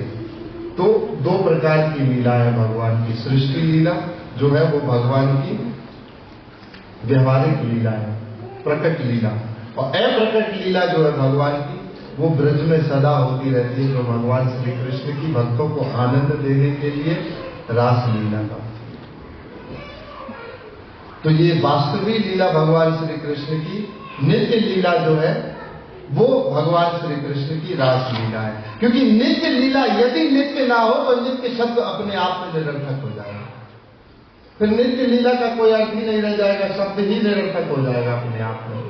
तो ये नित्य लीला सदैव ही ब्रज में हमेशा भगवान श्री कृष्ण की रास लीला के रूप में सदा, जो अपने भक्तों को आनंद देने के लिए भगवान ये लीला सदैव करते रहते हैं। तो जब ये कहते हैं तो कहा कि आप उस नित्य लीला में प्रवेश जब आप करेंगे तो आप इस ब्रज पर शासन कर लेंगे, कर पाएंगे। तो कहते हैं बद्रीनाथ की परीक्षित से इस ब्रज, इस नित्य लीला में हम प्रवेश कैसे कर सकते हैं? तो कहा इस नित्य लीला में तो यदि आपको कोई भगवान का भागवत हो, कोई भक्त हो, कोई भागवत भाग, वो आपको इस नित्य लीला में प्रवेश करा सकता है, और कोई साधन इस नित्य लीला में प्रवेश करने का है नहीं। तो कहा कौन ऐसे हैं जो इस समय हमें इस भागवत की कथा को नित्य लीला में प्रवेश करने के लिए सुना सकते हैं? तो कहा इस धरती पर इस समय सिर्फ एकमात्र उद्धव ही ऐसे हैं जो आपको इस नित्य लीला में प्रवेश करा सकते हैं। तो कहा उद्धव जी को तो भगवान ने बद्री का आश्रम भेज दिया है चरण पादुका देकर, उद्धव कहां से आएंगे यहाँ ब्रज में? तो कहा उद्धव का हृदय तो गुलमलता के रूप में सदा इसी ब्रज में रहता है। उद्धव का तो शरीर ही सिर्फ बद्री का आश्रम गया, उद्धव हृदय से कभी ब्रज से बाहर गए नहीं है, कभी ब्रज से बाहर गए नहीं है। आप उद्धव जी को यदि आप प्रार्थना करेंगे तो कर सकते। तो कहा कि आएंगे कैसे उद्धव? तो कहा उद्धव कैसे आएंगे? आप जाइए ब्रज में बैठकर कहीं भगवान श्री कृष्ण के नाम का कीर्तन कीजिए, हरे कृष्णा कृष्णा कृष्णा हरे राम राम राम हरे। उद्धव स्वयं आ जाएंगे, तनिक भी देर नहीं करेंगे, उद्धव स्वयं आ जाएंगे। बस आप ब्रज में हाथ उठाकर भगवान के कीर्तन कीजिए, उद्धव आ जाएंगे। तो ये बद्रीनाथ जी और ये यहाँ से निकले हैं उद्धव कुंड की ओर कीर्तन करने के लिए। और दूसरी ओर जिन रानियों को अर्जुन भगवान की आज्ञा से 16,000 रानियों को, 100 रानियों को जो भौमासुर से भगवान ने बचाई थी, उनको लेकर अर्जुन लेकर आ रहे थे उनको। और अर्जुन महासंग्राम अर्जुन के बदौलत जीता पांडवों ने। वो अर्जुन दिव्यास्त्रों से भरे हुए, जिसके बाणों में दिव्यास्त्र भरे हुए थे, जिसकी बाण की प्रत्यंचा चढ़ाने से, बाण की सामने वाले की प्रत्यंचा चढ़ाने से पहले अर्जुन समाप्त कर देता था रथ तक को भी, वो अर्जुन आज सामान्य भीख कोलों से युद्ध हार गया, क्योंकि भगवान नहीं थे। अब भगवान साथ नहीं थे, ये अर्जुन अब उन सामान्य भीख कोलों से भी युद्ध हार गए। और ये सारी रानियां भगवान की यहाँ से छूटी, परंतु कहते हो तो स्वयं भगवान ही आए थे, भीख कोलों के रूप में भी भगवान स्वयं ही आए थे। और यहाँ से ये पटरानियों को आगे छोड़ देते हैं, ये ब्रज में प्रवेश करती हुई घूमती है, और घूमते घूमते इनको कालिंदी के तट पर पहुंचती है, यमुना जी को देखती है, और यमुना जी को देखती है मुस्कुराती हुई, आनंदित देखती है। और ये पटरानियां कहती हैं, अरे यमुना महारानी, अरे देवी कालिंदी, आप भगवान श्री कृष्ण के विरह में क्यों नहीं रहती? आप कैसे आनंदित हो? आपको भगवान श्री कृष्ण का विरह, आपको भगवान श्री कृष्ण की जुदाई तनिक भी परेशान नहीं करती है? अरे हमने द्वारका में आंसू भरकर कुंड भर दिए हैं, आपको भगवान श्री कृष्ण की अश्रु याद नहीं आती है, विरह नहीं होता है उनके जाने का, उनके न होने का? कालिंदी मैया आनंदित होती हुई कहती है, बहनों, मैंने भगवान श्री कृष्ण की कृपा से, राधा रानी की स्वीकृति से, मैंने राधा रानी का कैंकर्य स्वीकार किया है, और उस कैंकर्य की स्वीकृति से मुझे इस नित्य लीला में प्रवेश मिला है।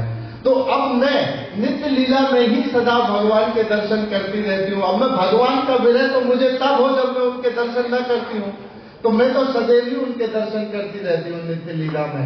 तो देवियों ने कहा, पत्नियों ने तो ऐसे, हमको नित्य लीला में प्रवेश कौन करा सकता है? तो कहा इस समय तो धरती पर मात्र एक उद्धव ही ऐसे हैं जो आपको इस नित्य लीला में प्रवेश करा सकते हैं। तो कहा उद्धव कहाँ मिलेंगे? तो जाइए उद्धव कुंड के पास, कीर्तन कीजिए। यहाँ से 16,100 रानियां, यहाँ से वज्रना, परीक्षित, ये सारे यहाँ पर आकर एकत्रित हुए। भगवान श्री कृष्ण के नाम का भी कीर्तन प्रारंभ किया है और उद्धव जी वहां पर आ गए। 4, एक शौनक आदि ऋषियों की, एक आपने सुनाई नारद जी भक्ति ज्ञान वैराग्य के उद्धार के लिए, और उसके बाद एक गोकर्ण और धुंधकारी की कथा, और एक कौशिकी संहिता के अंतर्गत कथा आती है। शंकर जी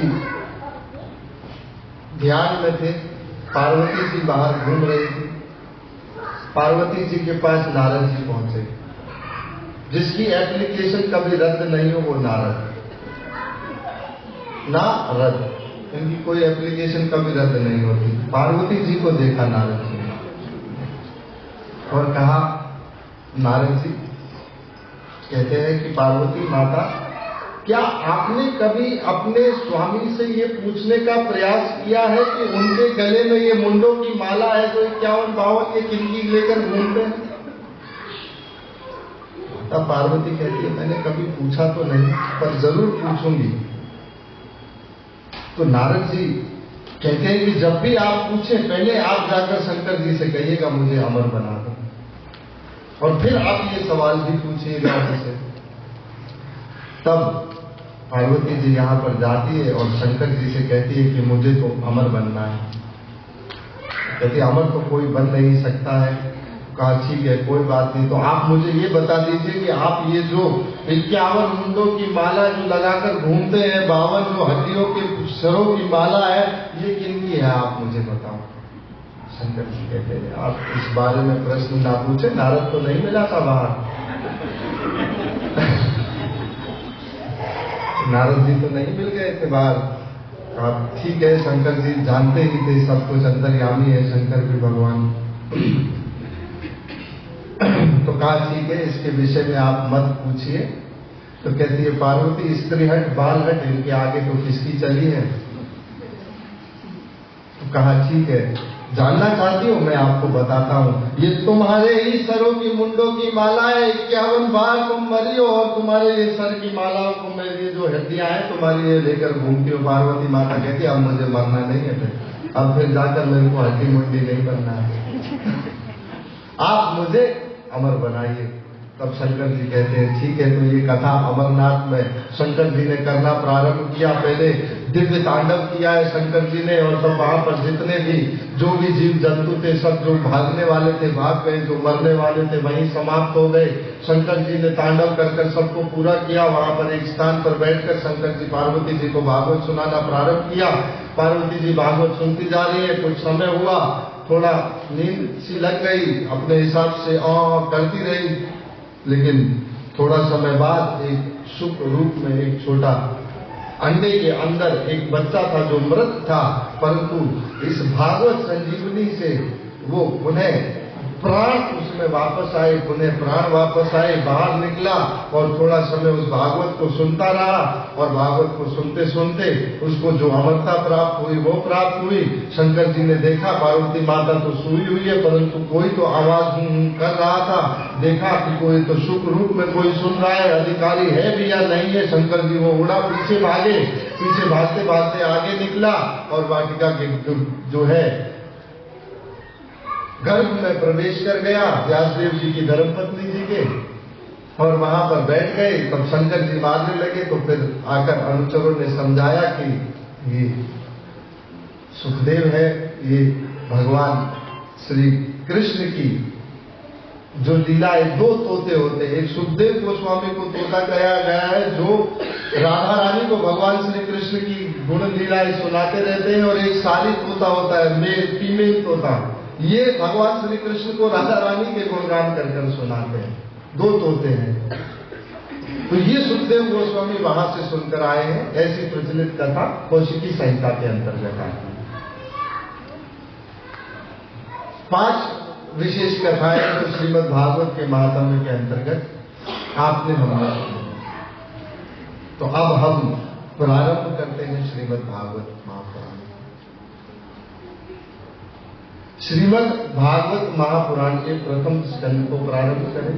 उससे पूर्व आप ये जानिए, देखिए, ब्रह्मा जी भागवत का पाठ करते हैं ताकि सृष्टि का जो निर्माण है, वो जो काम है, वो संचालन है, जो वो अच्छे से चले, ठीक ठाक चलता रहे, इसीलिए भागवत करते हैं।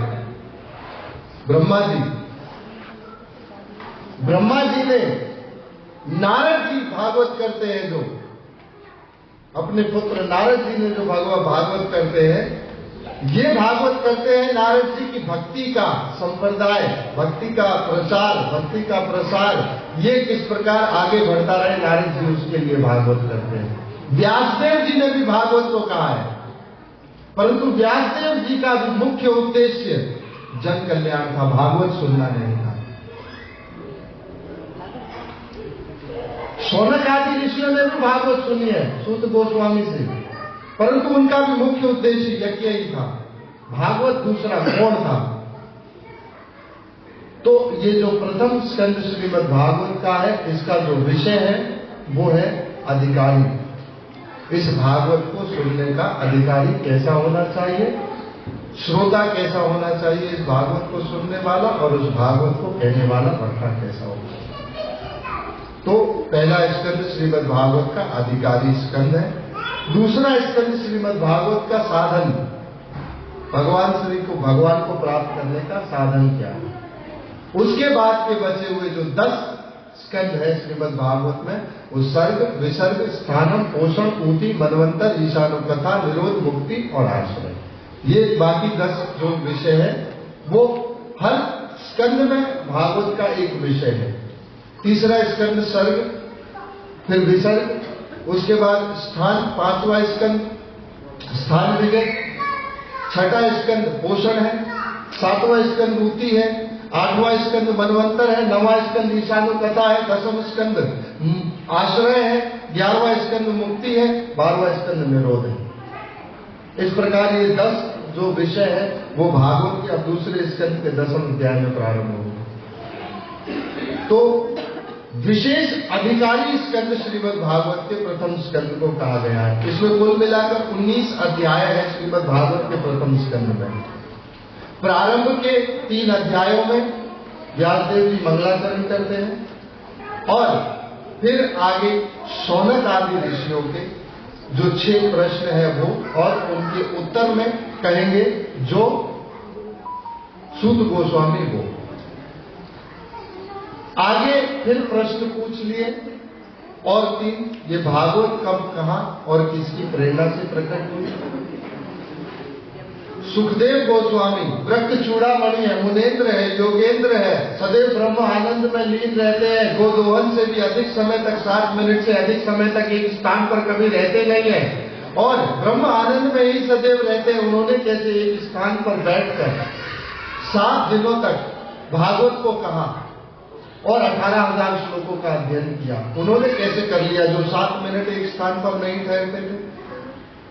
और परीक्षित महाराज इस शत्रु द्वीपवती पृथ्वी के एक क्षत्र राजा थे, समस्त राजाओं के जो मुकुट थे वो नतमस्तक होते थे उनके चरणों में, उन्होंने क्यों मरणासन तक अन्न और जल का त्याग कर जाकर गंगा जी के तट पर बैठ गए। तो इसके उत्तर में आगे के जो अध्याय 3 अध्याय, आगे के 3 अध्यायों में प्रश्न उत्तर, आगे के 3 अध्यायों में भागवत कब, कहां, कैसे प्रकट हुई, सुखदेव गोस्वामी की कथा, और फिर कैसे तीसरा प्रारंभ होता है। जो तीसरा प्रश्न है परीक्षित महाराज, उसके उत्तर में आगे के पूरे 12 अध्याय हैं, 3, 3, 6 और 12, 18, और एक अंतिम जो एक अध्याय बचेगा उसमें ऋषियों से भरी सभा में समस्त ब्रह्मांड के ऋषि होंगे, और उस ऋषियों से भरी सभा में परीक्षित महाराज बैठे होंगे, जहां सुखदेव गोस्वामी का आगमन होगा 19वें अध्याय में अंतिम। तो इस प्रकार श्रीमद् भागवत के जो छोटा जो समास की दृष्टि से मैंने आपको कर बताया, 2 शब्द होते हिंदी में, समास और व्यास। समास किसी भी विषय को बहुत थोड़े से में कह देना, और व्यास उसको विस्तार करके बताना। तो इस प्रकार ये जो प्रथम स्कंद है उसका अधिकारी जो स्कंद है उसका इस प्रकार हमने छोटा सा विश्लेषित निरूपण करने का प्रयास किया। तो सबसे पहले श्रीमद् भागवत का मंगलाचरण करते हैं व्यासदेव जी। ओम नमो भगवते वासुदेवाय जन्माद्यस्य यदा अन्वयादितरस्तश्चान्येष्वभिज्ञ स्वराटः तेने ब्रह्मा हृदयादि कव्य मुह्यत सूर्या तेजो वारी मृदाम येन विनिमयो यत्र त्रिसर्गो मृषा धाम्ना स्वेना सदा निरस्तकुहकं सत्यं परम धीमहि। सत्यम परम धीमहि, धीमहि गायत्री मंत्र में भी है और धीमहि यहां भी लिखा हुआ है। इसका मतलब स्त्री भी इस भागवत का पाठ कर सकती है।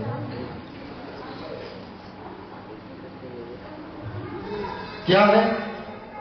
जन्माद्यस्य यथा अन्वया, जन्माद्यस्य पूरा सृष्टि का निरूपण है। जन्म आदि अस्य, जन्म और मरण जो होता है। यथा अन्वयात, अन्वयात का बहुत सैद्धांतिक का श्लोक है। अन्वयात का निरूपण करने में बहुत समय लगता है। तो अन्वयात को इतरस्तर अर्थेषु अभिज्ञ स्वराट है, सभी अर्थों को जानता है, स्वराट है, सभी को जानता है, सभी के विषय में अनभिज्ञ नहीं है किसी से भी, और स्वराट है, सबसे विशाल है। तेने ब्रह्मा हृदय आदि कव्य मुह्यंति सत्यत सूर्या। आपने इस भागवत का ज्ञान ब्रह्मा जी के हृदय में सबसे पहले दिया। कौन सा ज्ञान? जो क्या है आगे? तेने ब्रह्मा हृदय आदि कव्य मुह्यंति यत सूर्या, जो बड़े बड़े सूर्यों को भी मोहित कर देता है। वो ज्ञान आपने ब्रह्मा के हृदय में दिया। तेजो वाली प्रदान, ये सृष्टि मिट्टी और जल का निरूपण है पूरा। तो और फिर अंत में सत्यम परम धीमहि, ये व्यासदेव जी बताते हैं कि मंगलाचरण जो है 3 श्लोकों में मंगलाचरण किया गया है। और मंगलाचरण है त्रिविधा प्रकार। मंगलाचरण के 3 प्रकार होते हैं। पहला, अपने इष्ट को स्तुति, इष्ट देव को प्रार्थना, जो auspiciousness to your beloved presiding deity, auspiciousness अपने भगवान इष्ट देव को प्रार्थना। दूसरा, विषय वस्तु का निर्देश, सब्जेक्ट क्या है उसमें, क्या मैं देने जा रहा हूं। ग्रंथकार होता है जब किसी ग्रंथ की रचना करता है तो मैं इसमें देने क्या जा रहा हूं, देने क्या जा रहा हूं। तो दूसरा श्लोक देने क्या जा रहे हैं। तीसरा, आशीर्वाद। पहला, इष्ट देव को प्रार्थना। दूसरा, विषय वस्तु का निर्देश कि सब्जेक्ट क्या है, what is the subject matter. तीसरा, आशीर्वाद, ब्लेसिंग्स। उसको पढ़ने के बाद, उसका अध्ययन करने के बाद, उसको सुनने के बाद क्या फल में आपको प्राप्त हो। तो ये मंगलाचरण के 3 प्रकार होते हैं। और अब सब्जेक्ट मैटर इसमें क्या है? धर्म प्रोयोजिता कैतवो अस्त्र निर्मत्सरा नाम सता। धर्म प्रोयोजिता, इसमें संसार में जितने भी धर्म है और सारे जो धर्म कैतव धर्म है, ब्रह्म में डालने वाले धर्म है, उन सभी को इस भागवत से निकाल दिया। सारे धर्मों को इस भागवत से निकालकर बाहर कर दिया है। एक धर्म होता है ब्रह्म में लीन होने का धर्म, ये ज्ञानियों का धर्म है। वदंती तततत्वम विदतत्वम यज्ञानमध्ययम ब्रह्मेति परमात्मेति भगवानिति शब्दते। वदंती तततत्वम, एक ही तत्व है उसका। तो योग ब्रह्म, जो ज्ञान से भगवान को ढूंढने का प्रयास करते हैं उनको ब्रह्म ही प्राप्त होता है। तो ब्रह्म में लीन होना, उस धर्म को यहां से निकाल दिया गया है भागवत से। योगी जो परमात्मा कहते हैं भगवान को, ज्ञानी ब्रह्म से भगवान की ओर जाना चाहते हैं हमेशा। स्वर्ग प्राप्ति का एक धर्म होता है कि स्वर्ग जाना है। एकदम मुक्ता स्वर्ग लोग के पुण्य मुक्ति लोग, पुण्य मुक्ति लोग में वापस आना है। स्वर्ग जाना है आपको, पुण्य करेंगे स्वर्ग मिलेगा। स्वर्ग के आपके सारे पुण्य पूरे हो जाएंगे, शील पुण्य, सारे शील पुण्य होने के बाद पुण्य वापस मृत्यु लोग को, धरती लोग पर आ जाना। तो ये भी धर्म निकाल दिया गया है। स्वर्ग प्राप्ति का भी धर्म, वैकुंठ प्राप्ति का भी धर्म निकाल दिया गया है। इसमें क्या है इस भागवत में? इसमें आपने कभी 4 पुरुषार्थ सुने हो, धर्म अर्थ काम मोक्ष। एक 5वां पुरुषार्थ और होता है, उसको बोलते हैं प्रेम। प्रेम पुमार्थो महान, ये प्रेम सबसे ऊपर का स्तर है।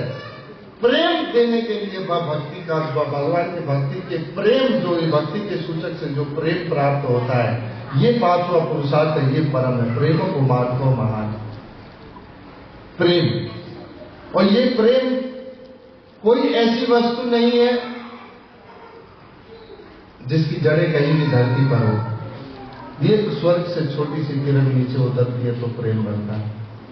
प्रेम स्वतंत्रता देता है, अत्यंत निर्मोही, कोई मोह नहीं है प्रेम में, एक दूसरे से मोह नहीं है प्रेम में, और ना ही उसमें पाने की इच्छा है पुनः मुझे वापस मिल जाएगा, मेरा कार्य है आपको प्रेम करना, मैं आपको करता रहूंगा। ऐसा निस्वार्थ प्रेम होना चाहिए। और प्रेम की यदि किसी को प्रेम बताना है कैसे करते हैं तो कैसे समझाएंगे? सेवा करना।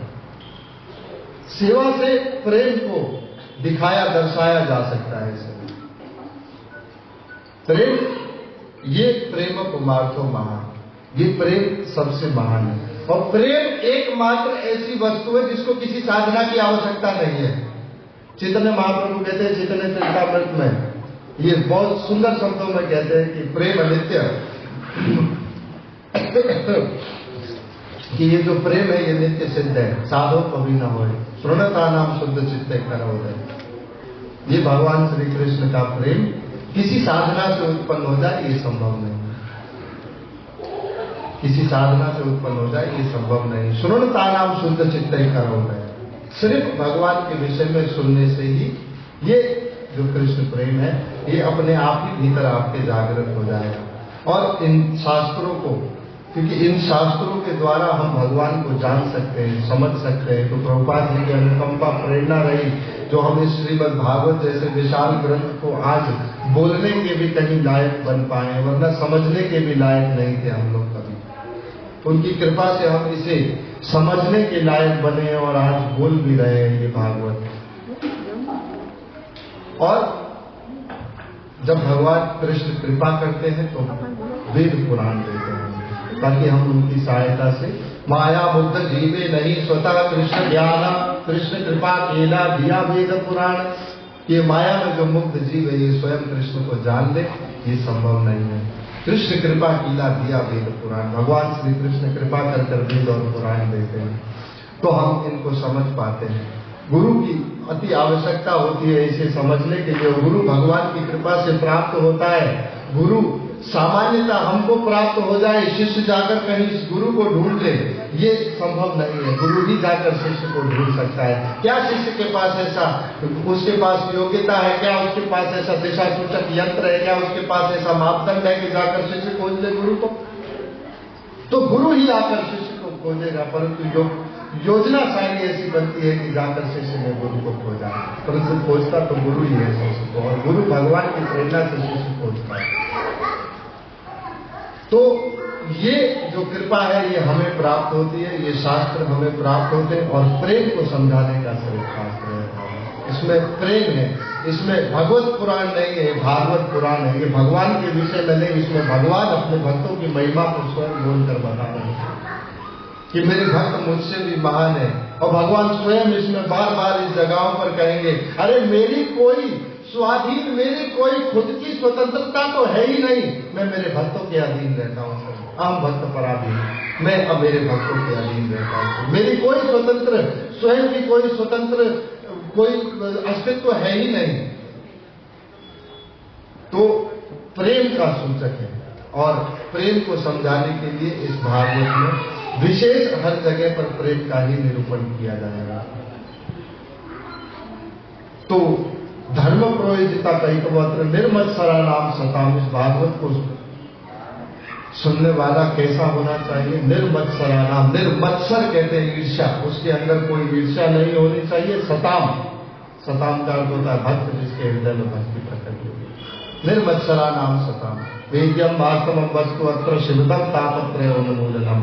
ये तीनों ताप, आदि जैविक आदि भौतिक आदि आध्यात्मिक, तीनों प्रकार के तापों से आपको छुड़ा सकती है। और शिवदम, सभी के लिए कल्याणकारी है।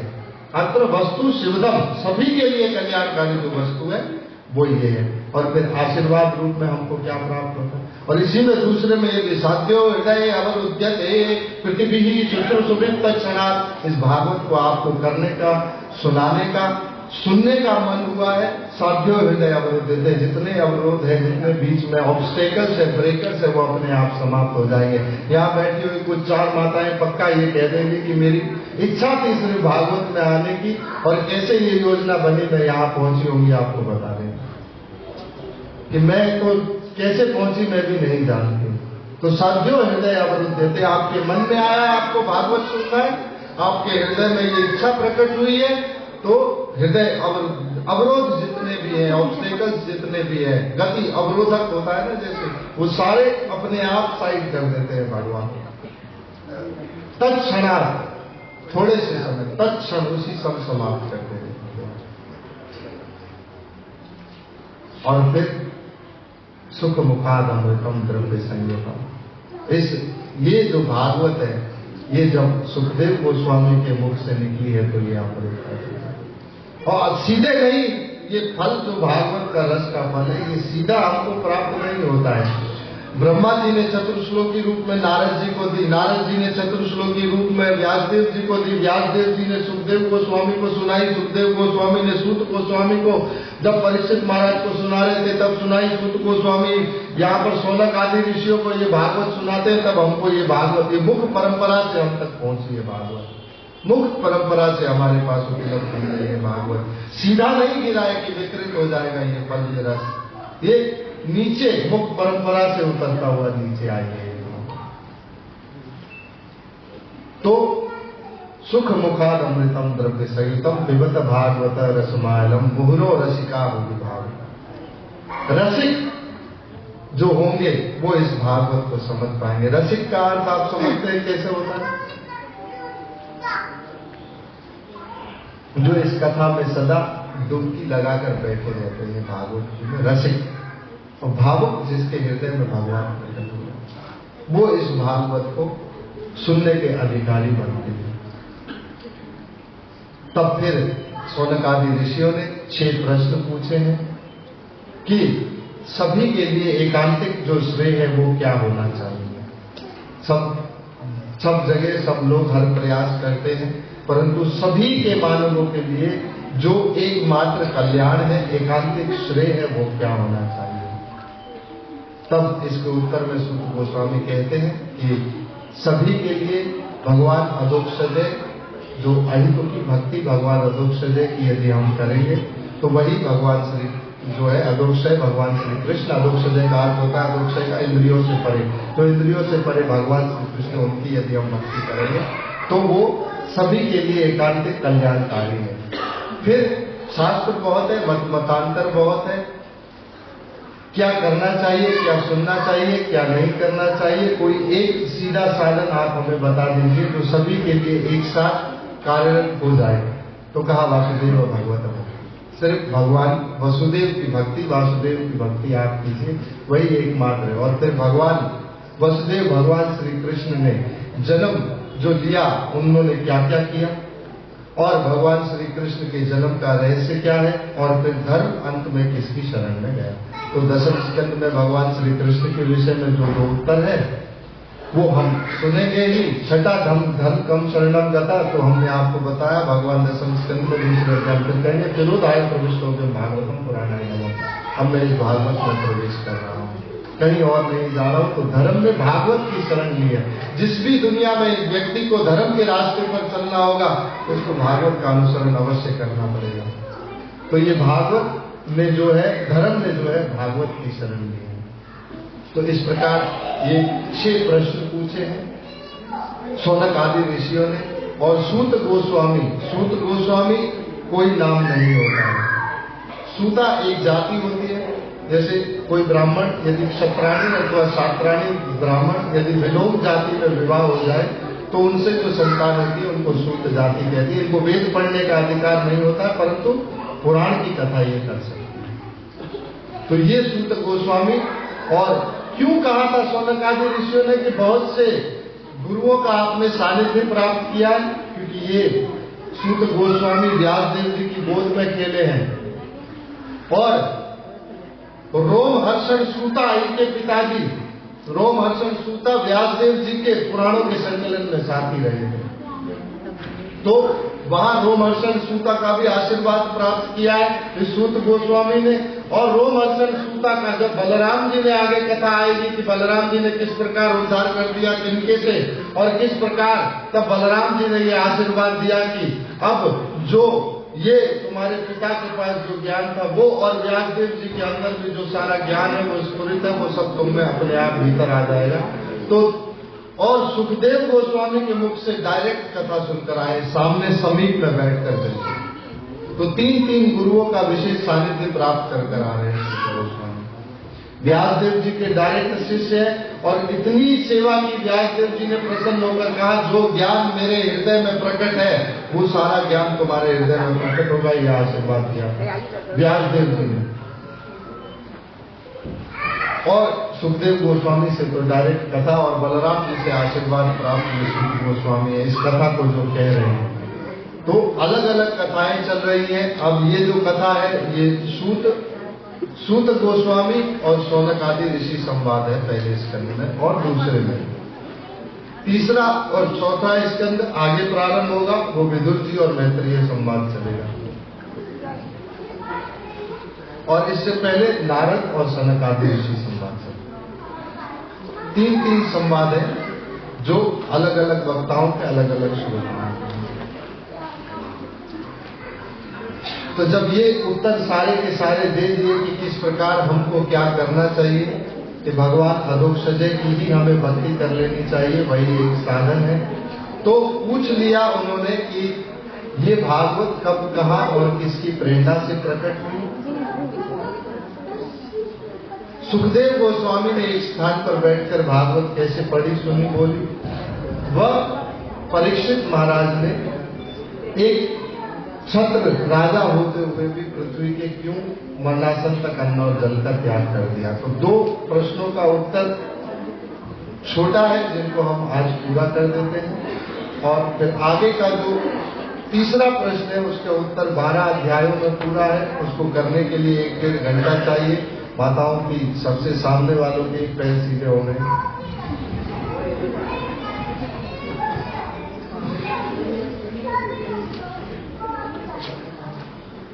नारद जी जब व्यासदेव जी ने 17 पुराण लिख दिए, वेदांत सूत्र लिख दिया, ब्रह्म सूत्र लिख दिया, 108 से अधिक उपनिषद भी लिख दिए, एक वेद को 4 में भी विभाजित कर दिया, इतना सब करने के बाद वेदांत सूत्र ब्रह्म सूत्र भी लिखने के बाद नारद जी स्वयं वेद व्यास से संतुष्ट नहीं थे। व्यास भी कोई नाम नहीं होता है, जो वेदों का विस्तार करे वो वेद व्यास। इनका नाम है कृष्ण द्वैपायन व्यास। सत्यवती और पारशर मुनि के द्वारा यमुना जी के द्वीप पर प्रकट हुए हैं, जन्म हुआ है, तो इनका द्वैपायन व्यास नाम, कृष्ण द्वैपायन व्यास। सांवले थे इसलिए कृष्ण नाम। तो कृष्ण द्वैपायन व्यास जी ने जब ये सब कुछ अपने सारे शास्त्रों का विस्तार कर लिया, परंतु फिर स्वयं असंतुष्ट थे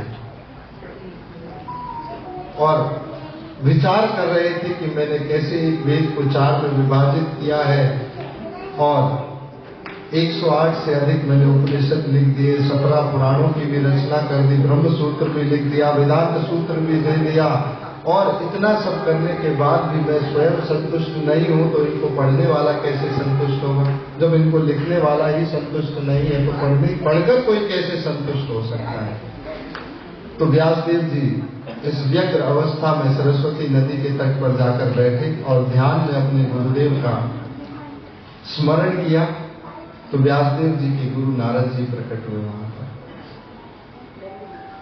और नारद जी प्रकट हुए। व्यासदेव जी ने प्रणाम किया, आसन दिया गुरुदेव को, और बिठाकर व्यासदेव जी ये कहते हैं, नारद जी, गुरुदेव आप तो जैसे हवा हर जगह जा सकती है, जैसे सूर्य हर जगह पहुंचता है, ऐसे आप कृपा करके मेरे इस हृदय आकाश में जाकर झांक कर देखिए।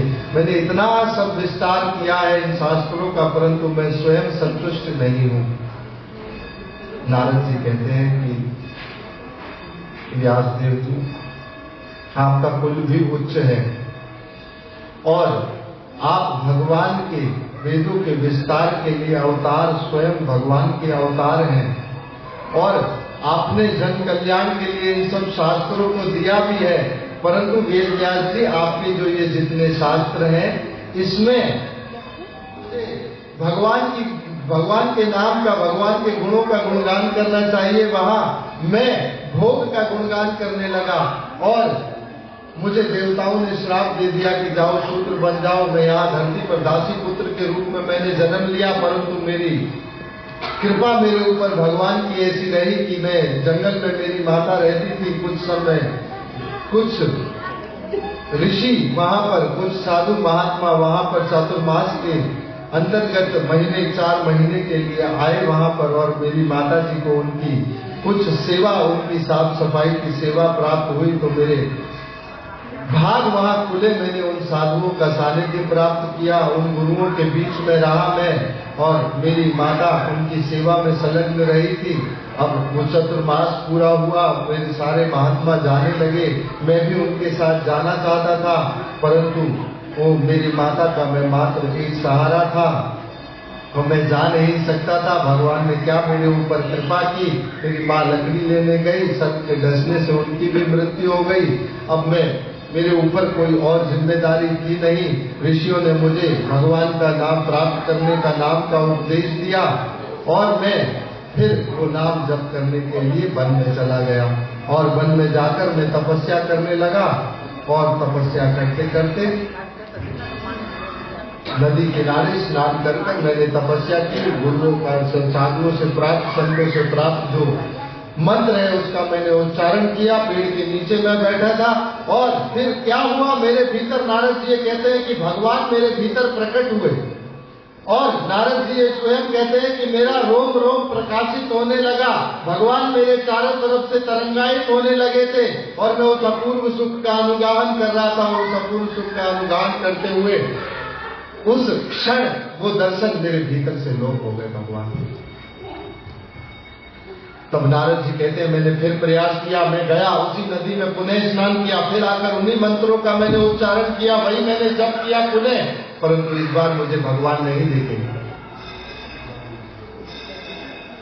मैं फिर पुनः गया, नदी में स्नान किया, मैं पुनः फिर उन्हीं मंत्रों का जप किया, परंतु इस बार भी मुझे भगवान नहीं दिखे। तब फिर ऊपर आकाशवाणी से एक गंभीर आवाज हुई, नारद अभी तुम कच्चे हो, अरे तुम मुझे वन में ढूंढने के लिए आए हो, ये वन तो सतोगुण का स्थान है नारद, मैं तो सतोगुण, रजोगुण, तमोगुण तीनों गुणों से परे उसके ऊपर मिलता हूँ नारद। ये वन तो सतोगुण का स्थान है, तुम्हारे लिए स्थान की ऐसी विशेषता हो गई है। बुद्ध जब 12 साल 14 साल बाद अपने घर आए तो पत्नी ने ये प्रश्न पूछा था कि आप गए, इस छोटे से बालक को मेरी गोद में देकर आप चले गए थे यहां से, अब आप वापस आए हो, आपको जो मिला, क्या ऐसा मिला आपको वो बताइए, और क्या उससे जो आपको मिला, क्या उसको मिलने के लिए आपको जाने की जरूरत थी, घर छोड़ने की जरूरत थी? बुद्ध कहते हैं गया वो अलग बात थी, परंतु जो मिला वो मेरे भीतर ही था। गया वो अलग बात है, मैं गया, परंतु जो मुझे मिला वो तो मेरे भीतर ही था। भगवान सिर्फ किसी पेड़ के नीचे प्राप्त होते हैं, भगवान तो कहीं भी प्राप्त हो सकते हैं। भगवान जो भीतर बैठे हुए हैं वो कहाँ आपको कहीं और प्राप्त हो, ढूंढ हम कहीं और रहे हैं। तो ये नारद जी जब बताते हैं, और फिर प्रभुपाद जी तो ये हमेशा कहते ही है कि भगवान को प्राप्त करने का कोई मैकेनिकल प्रोसेस नहीं है, किसी जप से, किसी तप से, किसी योग से, किसी साधना से भगवान प्राप्त हो जाए, ये संभव नहीं है। भगवान प्राप्त यदि हो सकता है किसी से, तो वो किसी संत की कृपा से हो सकता है, किसी भगवान के भक्त की कृपा से आपको भगवान प्राप्त हो सकता है। अन्य किसी से भगवान आपको प्राप्त हो जाए किसी साधना से, ये संभव नहीं है। भगवान प्राप्त भक्ति से, और ये भक्त भगवान की कृपा से प्राप्त होते हैं, और जो कृपा प्राप्त होती है ये भी भगवान की कृपा, ये भी वैष्णव अनुगामी है, ये वैष्णवों के कंधे पकड़कर ये कृपा चलती है। ये भगवत कृपा भी, भगवान की कृपा भी वैष्णव अनुगामी होती है, वैष्णवों के कंधे पकड़कर आगे चलती है, सहारा लेकर चलती है। बिना वैष्णवों के ये भगवत कृपा भी हमको प्राप्त नहीं हो सकती है। तो ये नारद जी आगे बता रहे हैं कि मैंने सब प्रयास किया और इस बार मैंने फिर उन्हें सब कुछ छोड़कर मैं अपने ध्यान में संलग्न हो गया। उसी में मेरा शरीर छूट गया वो ध्यान करते हुए, और मुझे फिर एक दिव्य शरीर प्राप्त हुआ। और दिव्य शरीर प्राप्त होने के बाद मेरे हाथ में भगवान ने वीणा दे दी। आज मैं सिर्फ उन्हीं भगवान के नाम का गुणगान करता हुआ सिर्फ भ्रमण करता रहता हूँ, सृष्टि में विचरण करता रहता हूँ और कोई कार्य में नहीं करता। भगवान की जो योजना होती है, जो भगवान की लीला होती है, उनके उद्देश्यों के लिए सिर्फ मैं विचरण करता रहता हूँ। तो ये गुरु जब प्रसन्न होते हैं तो ये बताते हैं। तो कहाँ प्रकट हुई भागवत? बद्रिक शंडप मंडले। बद्रिक शंडप मंडले, ये भागवत बद्रिका आश्रम में, विशाला नगरी बद्रिका आश्रम में ये भागवत प्रकट हुई। किससे प्रकट हुई? किसके द्वारा? व्यासदेव जी के द्वारा ये भागवत प्रकट हुई। और इसकी प्रेरणा से प्रकट हुई, नारद जी की प्रेरणा से ये भागवत प्रकट हुई। ये पहले प्रश्न का उत्तर था। सुखदेव गोस्वामी ने वृक्ष चूड़ामणि थे, जो मुनेन्द्र थे, योगेंद्र थे, ब्रह्मनिष्ठ सदैव रहते थे। ऐसी 38 विशेषताएं लिखी हुई है सुखदेव गोस्वामी जी की। दिगंबर, उन्होंने क्यों एक स्थान पर बैठकर, कैसे उन्होंने गोधवन तक तो वो रुकते नहीं थे कहीं, कैसे उन्होंने पाठ कर लिया, अध्ययन कर लिया 18,000 श्लोकों का। तब कथा आती है कि पहले व्यासदेव जी के द्वारा सुखदेव गोस्वामी की माता जो वाटिका थी उनके गर्भ में थे, आना बाहर चाहते नहीं थे सुखदेव गोस्वामी। भगवान के दर्शन पहले से ही कर देखे हुए थे, बाहर आना नहीं चाहते थे कि माया पकड़ लेगी बाहर। व्यासदेव जी ने समझाया, बेटा बाहर आ जाओ। कहते नहीं पिताजी, बाहर माया है। व्यासदेव जी कहते हैं तो आप आ जाइए बाहर, माया आपको नहीं पकड़ेगी। सुखदेव गोस्वामी कहते हैं माया आपके बस में है क्या पिताजी? व्यासदेव जी निरुत्तर हो जाते हैं।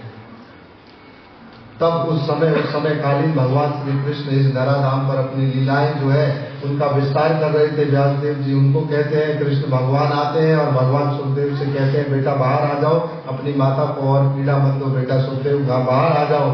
तो तब सुखदेव गोस्वामी कहते हैं नहीं भगवान, बाहर माया है, बाहर पकड़ लेगी। भगवान कहते हैं नहीं, ये माया अधिक्षेण प्रकृति सूयते से चराचर, ये माया मेरे अधीन काम करती है, ये माया तुम्हें नहीं पकड़ेगी, तुम बाहर आ जाओ। सुखदेव बाहर आ रहे थे, बाहर आते तो क्या है, आते ही चल देते हैं सुखदेव गोस्वामी।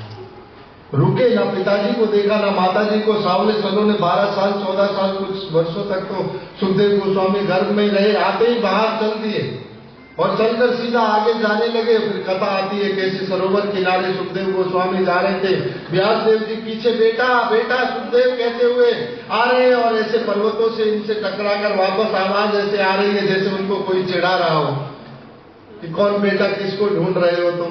ये सुखदेव गोस्वामी वहां से आगे निकल गए। कुछ नारियों ने देखा, स्नान कर रही थी। सुखदेव गोस्वामी दिगंबर, दिशाएं वस्त्र हैं उनकी, जब चले जा रहे हैं वाद वेश में आगे की ओर, और स्त्रियों ने, नारियों ने कोई संकोच किया नहीं। व्यासदेव जी बड़ी उम्र के दादा की उम्र को देखा, स्त्रियों ने उठकर बाहर आकर अपने कपड़ों से अपने तन को ढक लिया।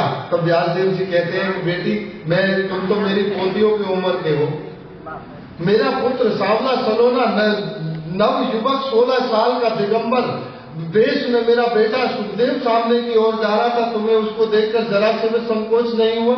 और मैं तुम्हारी दादा की उम्र का हूँ, मुझे देखकर तुम्हें संकोच हो रहा है, इसका कारण जान सकता हूँ? तब व्यासदेव जी से स्त्रियां कहती है, व्यासदेव जी आप तो क्या बताएं हम आपको, आप तो स्त्री और पुरुष का भेद जानते हैं।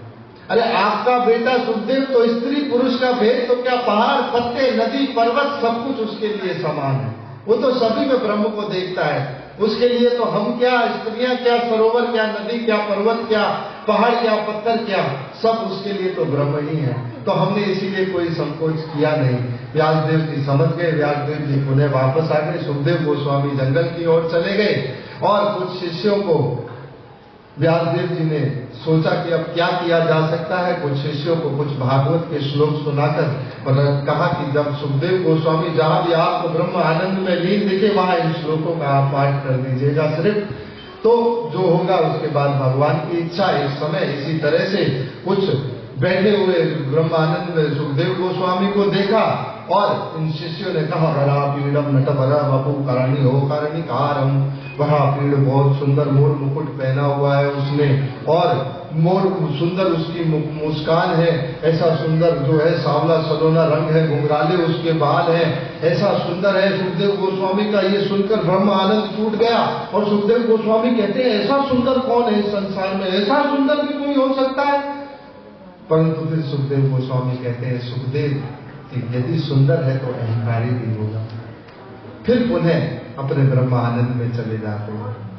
फिर पुनः कुछ समय के बाद फिर शिष्य आते हैं और फिर इस बार उद्धव जी ने जो श्लोक कहा आई बकी काल कूटम, अरे बकी है बकासुर की बहन पूतना स्तन पर विष लगाकर कृष्ण को मारने के लिए आई है। अरे किम दयालु परम, उसको भी कम्बा दयालु परम, उसको भी धात्री का माता का स्थान दे दिया। किम दयालु परम, किम्बा दयालु परम, ऐसा दयालु कौन हो सकता है, कौन ऐसा दयालु होगा। सुखदेव गोस्वामी का ब्रह्म आनंद सब छूट गया और अब जाकर सीधा पूछते हैं कौन है ऐसा इतना सुंदर इतना दयालु है कौन इस धरती पर। यह भी शिष्य हमें नहीं पता, गुरु जी से जाकर पूछते हैं। ये गुरु जी के पास पहुंचे, गुरु जी देखे व्यास में प्यारे ये तो मेरे ही पिताजी, सुखदेव बोले ये तो मेरे ही पिताजी हैं। तब वहां बैठकर सुखदेव गोस्वामी ने इस भागवत का अध्ययन किया, 18,000 श्लोकों का। मधुसूदन सरस्वती बनारस के अद्वैत सिद्धांत के महान प्रगाढ़ शिखर पर पूजनीय होते थे। वृंदावन में आए, एक बार घूमते हुए साधारण से एक भक्त मिला और भक्त ने प्रश्न पूछ लिया उनसे मधुसूदन सरस्वती जी से कि मधुसूदन सरस्वती जी एक प्रश्न है मेरा, बस आप उसका उत्तर दे दीजिए। और मधुसूदन सरस्वती अद्वैत सिद्धांत के ऊपर जो शास्त्रार्थ होता था उसमें जीतते थे सदा और शिखर पर सबसे ऊपर पूजनीय थे, कोई हराने वाला नहीं था उस समय उनको। वो मधुसूदन सरस्वती वृंदावन में आकर साधारण भक्त उनसे पूछ लेता है बस प्रश्न कि मधुसूदन सरस्वती जी क्या ये समस्त संसार ब्रह्म है? कहता हाँ बिल्कुल ब्रह्म है। तो आप और मैं भी ब्रह्म है? कहा आप और मैं भी ब्रह्म है। तो कहा शास्त्र अर्थ कर आप हराते हैं तब आपको सुख मिलता है? कहा बिल्कुल मिलता है। तो मुझे मेरा बस यही प्रश्न है कि ब्रह्म को हराकर सुखी कैसे हो सकता है? कि एक ही ब्रह्म है, वो ब्रह्म को ही हरा रहा है और स्वयं सुखी हो रहा है, कैसे हो सकता है? मधुसूदन सरस्वती जी का जीवन परिवर्तन हो गया इस एक प्रश्न से। पुनः काशी विश्वनाथ जाकर भगवान काशी विश्वनाथ से प्रार्थना करी कि मुझे वृंदावन जाना है और पुनः वृंदावन में आए। और मधुसूदन सरस्वती ये खुद स्वयं कहते हैं कि मैं अद्वैत सिद्धांत के शिखर पर पूजनीय था और मुकुट अद्वैत सिद्धांत के मेरे ऊपर रखा हुआ होता था, परंतु इस कृष्ण की लीलाओं ने मुझे इस ब्रज की बाती पर लौटने पर मजबूर कर दिया। इस कृष्ण की लीलाओं ने मुझे इस ब्रज की माटी पर लौटने को मजबूर कर दिया। तो वो सुखदेव गोस्वामी ब्रह्म आनंद में लीन रहने वाले भी भगवान श्री कृष्ण की लीलाओं का सिर्फ 2 श्लोक सुनकर भी जो है अपना ब्रह्म आनंद छोड़कर उनके विषय में जानने की उनकी उत्सुकता जिज्ञासा हो गई। तो जिज्ञासा चाहिए भागवत को जानने के लिए, जानना है जीवन में हमें क्या चाहिए। तो ये 2 प्रश्नों का उत्तर अभी किया है। इसके बाद तीसरा प्रश्न और पूछा है कि परीक्षित महाराज ने किस प्रकार एक सत्र राजा होते हुए भी मरणासन तक जल का अन्न का त्याग क्यों कर दिया है। इसके उत्तर में आगे के 12 अध्याय जिसके अंतर्गत 3 मात्र कुलों का वर्णन है परीक्षित महाराज के कि ऐसा भागवत पुरुष, ऐसा भागवत भक्त पैदा होने के लिए कितनी माताओं की और कितने पिताओं की तपस्या का वर्णन है। 3 मात्र कुलों का वर्णन आता है। पहले द्रौपदी की प्रार्थनाएं हैं, कुंती माता की प्रार्थनाएं हैं, उत्तरा की प्रार्थनाएं हैं। उसके बाद 3 पितृकुलों का वर्णन आता है जो पितृकुल है परीक्षित महाराज के, जिसके अंतर्गत युधिष्ठिर महाराज के अंतर्गत पांडवों का जो गमन है वो, भीष्म पितामह की सदगति का वर्णन, धृतराष्ट्र की सदगति का वर्णन, विदुर जी की सदगति का वर्णन, ये सब आगे जो है इन 12 अध्यायों के अंतर्गत आता है। और फिर परीक्षित महाराज को राज शासन दिया जाएगा और ये परीक्षित महाराज पहले दिग्विजय करने के लिए जाएंगे। दिग्विजय करने के बाद परीक्षित महाराज फिर जहां जहां वो जाएंगे वहां उनके जो कुल के जो पांडव थे उनका गुणगान कर कर बताएंगे लोग कि कैसे अद्भुत ये परीक्षित है, जिनके पौध पड़ दादा तो भगवान श्री कृष्ण उनके सारथी हुए। ऐसे परीक्षित महाराज का वर्णन कर कर, नाट्य कर कर, लीलाएं कर कर दिखाएंगे सब वहां पर। और परीक्षित महाराज ये पूरा दिग्विजय कर कर वापस आएंगे, कलयुग पर विजय प्राप्त करेंगे। और कलयुग पर विजय प्राप्त करने के बाद परीक्षित महाराज वापस आएंगे। परीक्षित महाराज वापस आने के बाद फिर आगे परीक्षित महाराज जो उत्तर दिशा की ओर जाएंगे, वो परीक्षित महाराज का विवाह भी होगा उत्तर कुमार की पुत्री के साथ। और फिर कुछ पुत्रों का भी वर्णन है परीक्षित महाराज के। फिर कैसे क्या क्या बताते हैं उनके जन्म के समय जो है ऋषि बताते हैं क्या क्या कैसे ये करेंगे सारी चीजें, कि बहुत रंतीदेव जैसे अद्भुत दानी होंगे और वीर होंगे, अपने दादाओं जैसे ये परीक्षित महाराज ज्ञानी होंगे। सारे उनके विश्लेषण कर कर उनकी कुंडली देखकर बताते हैं। परंतु एक समय की बात होगी, इनको उत्तर दिशा की ओर मत जाने देना, और उत्तर दिशा की ओर भी यदि ये चले जाएं तो इनको किसी साधु का, किसी ऋषि का अपमान मत करने देना। परंतु फिर जो होनी होती है उसको तो कोई टाल नहीं सकता, भगवान अनहोनी करते नहीं और होनी को कोई टाल सकता नहीं। ये परीक्षित महाराज उत्तर दिशा की ओर जाएंगे, सम्यक ऋषि वहां पर बैठे होंगे। सम्यक ऋषि के गले में ये सुनने बात न करने के कारण सम्यक जी अपने ध्यान में थे। परीक्षित महाराज मरा हुआ सर्प डाल देंगे और इन शिष्य जाकर कुछ बताएंगे सम्यक ऋषि के बेटे श्रृंगी को, जो नदी में जल में स्नान कर रहा था, कि आपके पिताजी के गले में किसी ने सर्प डाल दिया है राजा ने। और परीक्षित महाराज को वहां पर ये जो सम्यक ऋषि का बेटा है श्रृंगी, ये श्राप दे देगा कि आज से 7 दिन के बाद तक्षक नाग के काटने से उस राजा की मृत्यु हो जाएगी जिसने मेरे पिता के गले में ये सर्प डाला है। और फिर ये विचार करने के बाद परीक्षित महाराज वापस अपने राज में आएंगे, अपने कक्ष में प्रवेश करेंगे राजमहल में। और सम्यक ऋषि के शिष्यों के द्वारा ये बताने के लिए कि आपको श्रृंगी का श्राप मिला है, इस प्रकार से 7 दिनों के बाद आपकी मृत्यु हो जाएगी राजन। परंतु ये कहा है हमारे गुरुदेव ने कि आपका कल्याण होगा। परीक्षित महाराज प्रसन्न होंगे कि ठीक है, मेरे कुल का नाश नहीं होगा, कम से कम ये श्राप नहीं दिया है, मेरा शरीर आज छूटे कल छूटे कोई बात नहीं। यहाँ से परीक्षित महाराज जल अभी भी नहीं पिया है परीक्षित महाराज ने, और परीक्षित महाराज यहाँ से गंगा जी के तट पर सुखकाल नामक स्थान पर जाकर बैठ जाएंगे। और तब ये खबर पूरे ब्रह्मांड में फैल गई। भूलोक, सत्यलोक, देवलोक, तपलोक, मैरलोक, जनलोक, वैकुंठ लोक, गोलोक, कहाँ से ब्रह्मांड के सारे ऋषि आकर नीचे उतर कर बैठने लगे, आने लगे सब। और कोई आकर परीक्षित महाराज को ये कह रहा है कि आपको यज्ञ करना चाहिए, कोई कह रहा है दान करना चाहिए, कोई कह रहा है आपको भगवान के में भंडारे करने चाहिए। सब अपनी अपनी राय दे रहे थे वहां पर।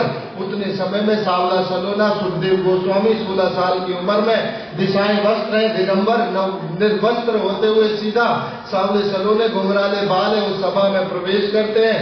सिर्फ एक नारद जी खड़े नहीं होते, एक पाराशर मुनि खड़े नहीं होते, एक व्यासदेव जी खड़े नहीं होते, बाकी ब्रह्मांड के सारे ऋषि वहां खड़े हो जाते हैं सुखदेव गोस्वामी का स्वागत करने के लिए। क्यों खड़े होते हैं सारे के सारे? व्यासदेव जी पिता हैं, पाराशर जी व्यासदेव जी के पिता हैं, नारद जी गुरु है, व्यासदेव जी के भी गुरु है नारद जी। सिर्फ इसीलिए सुखदेव 3 जने खड़े नहीं हुए, बाकी सब ब्रह्मांड के ऋषि खड़े हुए। क्यों?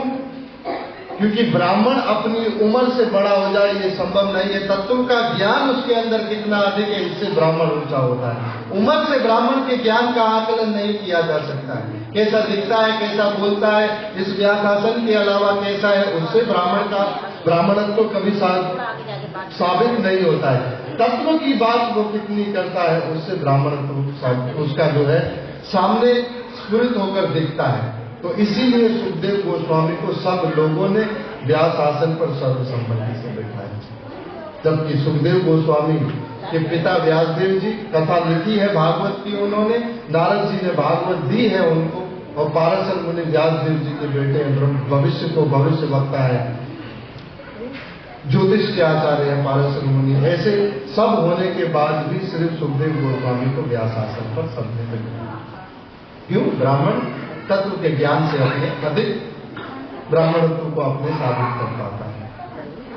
तो ये जो है 19वें अध्याय में, अंतिम अध्याय में सुखदेव गोस्वामी का आना और ऋषियों से भरी सभा में बैठना, और परीक्षित महाराज एक प्रश्न पूछेंगे जो 2 खंडों में पूछा गया है कि सब लोगों का सब समय एक ही मात्र कल्याण है, वो क्या है? और दूसरा खंड है जिसकी मृत्यु निकट हो,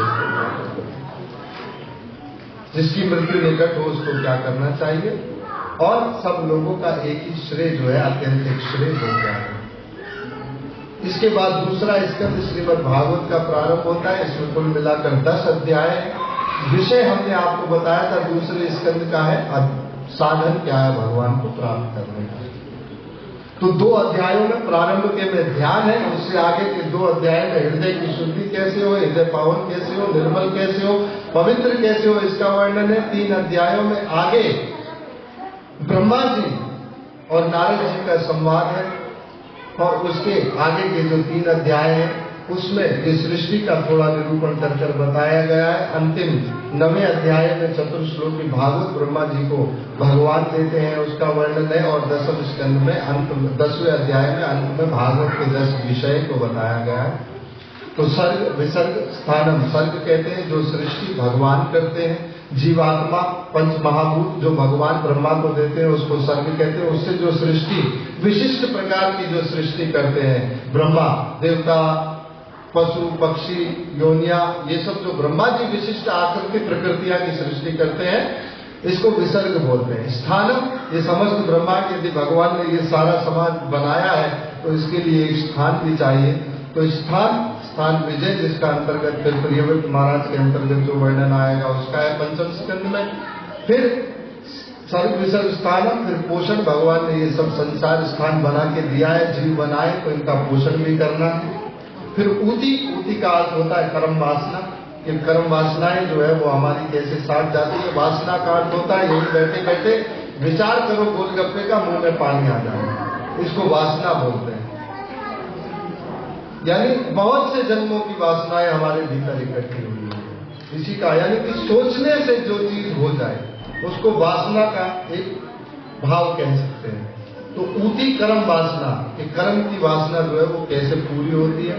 8वां मनवंतर है, भगवान ने ये समस्त सृष्टि बनाई है तो इसका शासन काल भी बनाया हुआ है, कैसे मनु चुने जाते हैं, कैसे इंद्र चुने जाते हैं, कैसे मनवंतरों का जो गति है समय की वो चलती है, समय सीमा चलती है, कैसे पार्षद चुने जाते हैं, कैसे महाजन चुने जाते हैं, इन सब का पूरा वर्णन है। समुद्र मंथन का पूरा भगवान की लीला का वर्णन है। और फिर 9वां स्कंद ईशानु कथा है, कि भक्त और भगवान के अनुगामियों की कथा, ईशानु कथा, भगवान के भक्तों की कथा। तो इसमें ऐसे ऐसे महान तेजस्वी राजाओं का वर्णन है, जिसमें सूर्यवंश और चंद्रवंश का पूरा वर्णन आता है। और फिर जो आता है वो आश्रय का स्कंद है, जो भगवान श्री कृष्ण की 10वां स्कंद है, जो आश्रय का स्कंद है।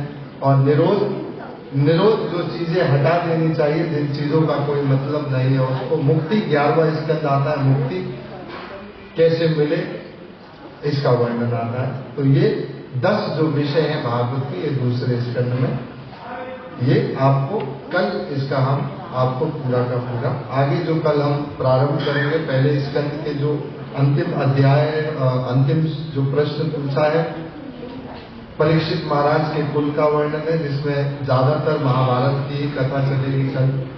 और उसके आगे फिर दूसरा स्कंद कर तीसरे स्कंद में कल हम भागवत के में प्रवेश करेंगे। अब आप लोग बहुत समय से यहाँ श्रोता के रूप में, आज हर एक चीज थोड़ा विलंब से भी प्रारंभ हुई है, तो उसके लिए क्षमा प्रार्थी तो हम नहीं है, परंतु जैसे भगवान की होती है वो सब कार्य उसी प्रकार से होते हैं। तो आप सबका बहुत बहुत धन्यवाद, दास रूप में आपने हमें श्रोता के रूप में सुना, इसके लिए हरे कृष्णा हरे